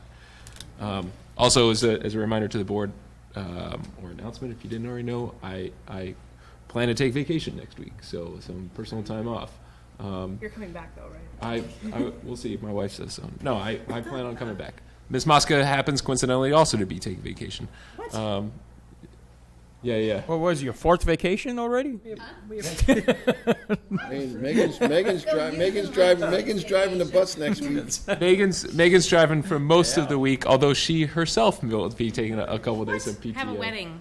Oh, that's right. So the town hall kind of runs itself. So Put on automatic. Light next week, that's what you're saying. it's good. It's All and other things to highlight. Oh, I mean, you already said it, Mr. Chairman. And I already presented it to the town budget subcommittee that there is in fact a shortfall caused by the reduced, lower than expected local aid that we got from the state budget. And so I've already tasked the department heads to come up with budget adjustments to present it to the finance director and myself. My understanding is that the school committee has taken on that task as well, and I will provide, as is my charge, to the selectmen, a revised budget for the FY20 year to include in the upcoming warrant. Okay. I think that's all I have to. Oh, Ms. Mosca's giving me the look. What? Yeah. Mention about changing the selectmen. Not yet. I was going to do that on Thursday. But thank you. No, that's all, Mr. Chairman. Okay. And let's All right. not forget to leave our computers behind. Oh, yeah, we have to Yeah, leave leave our our name. Have computers with names on Becky. them or something? I don't have a name on mine. Well, no one's inside. Yeah, it's inside. If you open the back, if you open this back piece, I think it's Mine's inside there. Jason's. It's in Yeah, there. right there, see? Yeah, it's My in there. name's Jason. Mine says Steph David Wyatt. Gavin. I never noticed that. So, anyways, so on to the I guess a chair report. Did you guys all see the agendas for tomorrow, Thursday? Thursday, yeah. So there's all the stuff in behind. There's the one on the front page is the actual agenda. The other ones are just things that we have out there because we asked to see them. So this is the stuff that you compiled, Becky? Is that Yeah, what- that's all stuff that Becky put together that we had asked to take a look at. Yes. The different contracts, and so they're all listed there. The board wanted to see the contracts But and they're policies. not really part of the Thursday meeting, but they're on that list. We'll Just to clarify- obviously, we'll have that information on hand, but for the purposes of Thursday, Just we wanted to set it easily accessible. Just to clarify some of my concerns on the contract, some of these contracts, when I saw the list, I was like, oh geez, I don't want, some of these contracts I consider to be day-to-day operational contracts, which are different from, and therefore, from my perspective, the board has no say into what goes on. But there are other ones that are more town-related contracts that I do think the board should have some insight in, one of which is legal counsel and, Oh, certainly. and whatever. Another could be, for an example, E.L. Harvey could be another one that the board has an interest in seeing to see, okay, what other opportunities are out there. Oh, you're But not. some of these, like, I don't know how much work we do with Doran Whittier I do with Doran Whittier, so that, but forget that one. So if it's above $50,000, the board is required to approve it anyway. So, and in addition to that, I consider the collection, although, and I appreciate the task of getting a grasp on the contracts, because that is, as the chief procurement officer and chief administrative officer, that is my duty. So this is only an internal audit, so to speak. Yeah, I okay. wanted to get a better It's grasp like on Canon what- copies, I don't care who we get our copiers from. That's No, fair. yeah, But if it's that's- above $50,000, you do have to. I have to have your approval anyways. Yeah. So yeah. But some of them I do think we should review and see, if Absolutely. there's a better option for us. We're required to And go we're out to bid required to anyways. review those, so, yeah. we should be reviewing our contracts regularly anyway. So just to clarify, because these are something different than what I thought it was, the ideas and what we were thought about submitting to you guys, that's going to be presented on Thursday? We have the compiled- copies of compiled those. Copies, got you. Yes. Okay, so for Thursday, okay. If they're not already in the executive content, we'll make sure they're. Got it, okay. Yeah. Well, copies of the individual contracts? No, not the Not the- individual no. contracts. What we submitted to, Ideas for. ideas for Oh, yeah, discussion yeah, on, okay, yeah. on Thursday. Yeah, we'll have those, we'll have those. Yeah, okay. Yeah, we'll have those in front of us. Okay. Yeah. So that was the first thing, the agendas. Mike Guzzo told me that, I don't know if he told me in this room or on the hallway, but the Sterling Golf is gonna be offering a check up to the town's junior. Yes. $16,000. Yes. So Excellent, thank you. that's. 68,000? 16. 16. And so instead of doing a rollover, we'll get a check. Gonna get a check, which is the way it's supposed to work. but Correct. Hasn't, and then, I don't know, did everybody else see the email that came from Josh Morse today? Yes, yes. So I replied that, we as a board remain committed to helping in any way that we're allowed to, as a board, based on the town charter and state regulations, but, I just thought that, I don't know where, other than the capital planning committee and the FinCom and whatnot, where anybody thinks that money's gonna, come from or how it's gonna arrive. I thought it was a little aggressive too. It made it seem like we weren't doing what we were supposed to be doing in a timely fashion. Yeah, I don't think anyone's done anything but try to move this issue along even. I didn't understand where the email came from or what caused it to come today of any other day, but it just seemed to me to be a little bit self-serving, but that's my opinion. And and then he doubled back and tried to say, no, that's not what I mean. Well, it's what you said, so either stand by what you said or don't say it, but it seems to be kind of self-serving that, I can do this, I can do that. Well, in discussions with Greg about it, ongoing discussions about these things, they're all things that take a little more time and everything else, especially when, we have to find a funding source. Well, and you're missing the key employees that should be handling the day-to-day of it. I thought that was kind of important, that there was no, there was no superintendent, there was no building, and, there was no facilities manager, there is no DPW manager for as much as he or she will be involved, and there was actually, essentially, for a good portion of the time since this issue came up after the other remediations were done and whatnot, there was really no school committee to speak of. There was a fractured school committee. They was just kind of getting together and forming their new committee, so I think I don't know what I just the think point he of the whole was thing trying was. to, he was poking the bear to a degree. He was trying to get us.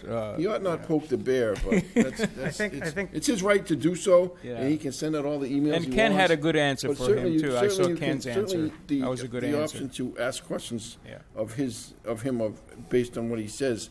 There's some inaccuracies in there and everything else, and I can guarantee you that one inaccuracy is that he's been at every single meeting that's taken place.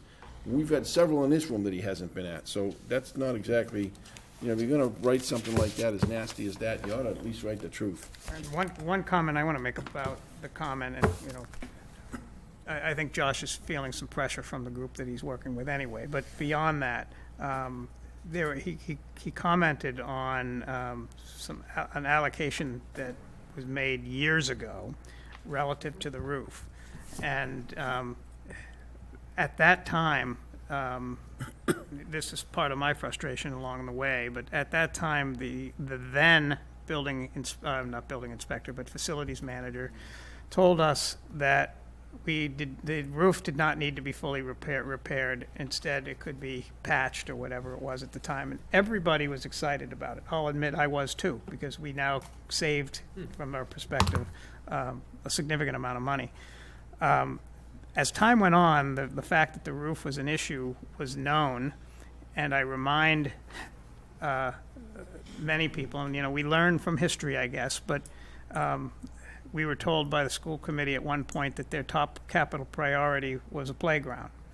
We were told by the school committee at one time that their top capital priority was reconfiguring the parking lot. We were told by the school committee, and all of this time was during that period of time so the school committee understands historically what has happened, and I think that we're better off for it going forward, and we learn from it and we move forward. But it seems, and I took sort of umbrage to it just because I was around when we weren't ignoring the fact that there was an issue with the school. We were told by the facilities manager that it was okay. And then the steward of the school building is not this board, and the steward of the school building was telling us that their top capital priority was something different. Unfortunately, your narrative doesn't fit the bill. So you're accurate too, by the way. And oh, by the way, maybe at the time, maybe at the time, if those repairs were done in a timely manner, Yeah, it might have you been wouldn't enough have been able to, it might yeah, have been enough to save it. resolve the problems at the time. Exactly. But it's a much more, it's a But much I think different I'm problem hoping, today, but- we're hoping that the MOU is gonna serve that, going forward, so that we don't have these repeat, mistakes. And, we all learn from it, Yep. move forward. Yeah. It's a new day, so. Absolutely. Here All we right, go. that's it for me. Melissa, anything? No. Armin? Nope. David? Yeah, a couple things. First off, I mentioned earlier about the sidewalks along Waltham Street. Also part of that whole discussion, and this is more for residents and just maybe we can get word out. Part of this whole disability access, whatever, it was commented on walking down certain main streets, major streets, people with disabilities, wheelchairs, also pushing carriages on days of trash pickup and recycling run into issues because people put their recycling and trash bins right out onto the sidewalk. So somebody walking along with their child or if in a wheelchair or with a cane or whatever that can't squeeze by has to go out into the street to get by. Right. So the point was made, can we ask our residents to put their I know that the trash pickup delivery service has a requirement that it be in a certain location so they can reach out with that arm and dump it. Yeah. But somehow we have to try to work together as a community to find a solution so that people are able to get by when they need to on Summer Street or on Waltham Street where these trash buckets and recycling bins are out there. So I think we just try to do the best we can. I don't know how long those arms extend. I don't either. They're pretty short. They're not that long. I think they're real short. Yeah, I they have to I think you almost get. have They it have right to on get the close curb. to the bin. The comment was that people with wheelchairs or can't I get can by. see that would be difficult. Nothing we did. No, it's just really just a.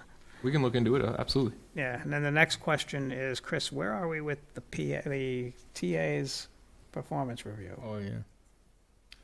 Well, we're gonna put them. I have them all together, and I'm just compiling information. I'm not gonna say who gave me the last one, but the last one. Well, I got them all now, and we're gonna put it together and get it out in by the end of the month. Probably by I was hoping to do it by Thursday, but probably for the 27th. Right. Just have it done, and I'll send out all the information. What we do while he's on vacation. Yeah, that's it. The difficulty is that, the next one, we really should have that material in by April so that it can be produced and ready to go by July or whatever the dates are. And now, if we try to get on that schedule, it's going to be, okay, let's review it, let's have another review, and it's going to be 3 months later, No, I know, that's right, yeah. Sorry, that's all. No, it's not your fault. Oh, no, it's We didn't fine. start the Oh, process. you didn't submit. Oh, wait a minute. You didn't submit your part. But there isn't a time frame noted, right? I don't think there's a date in that thing, but I'll look. I'll look. Well, part of it too is to protect the board. We can start because earlier. If it's ever our decision not to renew a contract, we need to give advance notice. Yeah. Yes, please. Otherwise, the contract renews automatically. It's already in a contract. Don't worry. You say yes, please? If we give you conditional notice, that's revocable. Thanks. Yeah, exactly. Listen, we're not, no, anything else? No. And that's not meant as a direct comment to you. I get it. It's I get general commentary about. My wife doesn't watch it, so you can say that. So I asked, you said nothing, right? No, I'm good. Anything else, David? No. Justine? Hi. Hey, hello. Just a couple really quick things. So as I alluded to earlier, the budget subcommittee met. We started discussions last week, the week before. It looks like we're probably going to have a quick meeting. Not everyone can make it. Probably next week, and then another meeting the end of August, so we can all just be on the same page of this moving forward. Our concentration right now, I mean, we would love to have a plan. We would love to look at financing, look at budgeting in general. But right now, our sole focus at the moment is to come up with that plan for the $172,000. You know, unfortunately, there was just a lot of changes in the state funding this year, and you know, it just did not help us. So the other thing is I've also been taking the weekly tours with Greg and school committee members and school administration with the Green Meadow to look at the progress of Green Meadows, see what's going on. They are still hopefully on track for their opening. The contractor is expected to finish up, you know, hopefully the end of next week, I think is his theory. They did find some leaks in the roof, which I keep saying was actually a good thing that there was no tile up there, so they could find them quickly and repair them. So there have been a few that have been repaired. The other ones have been identified, and what they're going to do is they are going to, there's a rubber part over membrane. The roof. Yes, membrane. Thank you. So, and they're going to roll that back, and they're going to put down. I think they're going to put down wood board and then roll it back and use adhesive or something to that effect as far as the patch. So it's going to be a more effective patch than what has been happening. That's what their goal is. So, you know, all in all, they've done. They've got a deep cleaning coming in. They've pretty much done everything they could possibly do at this point with that. And I think that's it. Can I raise one more issue that perhaps we can put onto because Justine just jogged my memory. Relative to one of the discussions we had at the budget subcommittee was how can we, across the board, address some of the loss within our budget. And the proposal, I admittedly proposed it, is to look at our trash stickers and the cost of a trash sticker. When that program was first put into place, it was supposed to be throw as you go, meaning that the program would pay for itself in effect. We are now subsidizing, I believe, $600,000 or something, $400,000. I couldn't quote it, but it's significant. $400,000 along those lines. Now, I'm not in any way suggesting that the town now suddenly the residents pick up $400,000 that we previously hadn't. But a modest increase after 9 or 10 years that we haven't had any increase in our trash stickers, according to Mike Guzzo's quick analysis, would raise $100,000 in a snap for $1 a week out of each resident, that assuming that the trash collection remains the same. Right. So I second that by argument. I think the board needs to have a discussion about, absolutely, and the sooner we do it, the better it is. We can get those stickers out and begin the process of trying to get some additional revenue back. And it's one of those things that not everybody, if you don't use as much trash, you don't pay as much. Right. You know, some arguments were made, well, people will stop putting out as much trash, so we'll lose volume. I don't know if that's true. I don't know. What are they going to do with it? What are they going to do with it? Yeah. Maybe they'll hire some. No, but I think I'll second that, because I think it's something that we should look at. At least have the discussion, put it on the agenda so the residents can see that it's on the agenda and come and speak to it if they have opposition, and then we see how we want to proceed. And whether it's $1 on a $2 sticker, so it's a $3 sticker, or doubling it to $4, then it would be $200,000 that we could raise. And it's not all about raising revenue; it's about being fair to the process and what we were supposed to do when the program was first put in. Becky, you have a question? Well, if there's roughly 4,200 homes. Hold on. In the wait. I appreciate what you're about to say, but at the same time, let's let Mike provide an analysis. And Mike said he before would you say provide, something. Mike said he would provide me with. Yeah, the he's on it, analysis. he's on it, he's on And, it. and is that something we could have for next meeting so that we could talk about it? Yeah, we could have it. If the board would like, we could have Yeah, that. the number might be really exaggerated, Yeah. I don't know. No, but I think that's a good I discussion. saw the number, and I want to make sure we're correct before you say that publicly. So that should be plenty of time That, for him to. that is what he said, right? The number that I Yeah. quoted was what he, I want to make sure I have the exact number in front of me. That's all I'm saying. do you remember? I don't. I know that I know that the details Yeah, he's given us Chris in is the already past is that multiplying. it's $665,000 for the contract for a year, and the trash stickers themselves subsidize about $330,000. So we subsidize half. Half of it, yeah. So it's about $300,000.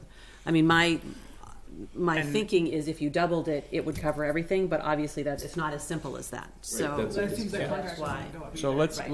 let Mike come up with that, Mike- so that we Mike could have a crunched discussion next meeting. With the treasurer's office and a couple, they crunched the numbers to see. Depends upon it depends upon what amount he was increasing it by. That's right. Exactly. Well, he said he would give me 50 cents, $1, That's what he- $1.50, and yeah. $2 increases. You can do that. All right. That's a great idea. All right. Anything else, anybody? I make a motion to adjourn. Second. All those in favor? Third. So we see everybody on Thursday. Thursday. Yeah, just didn't want to. Yeah, I didn't know you were wearing shorts. Look at this.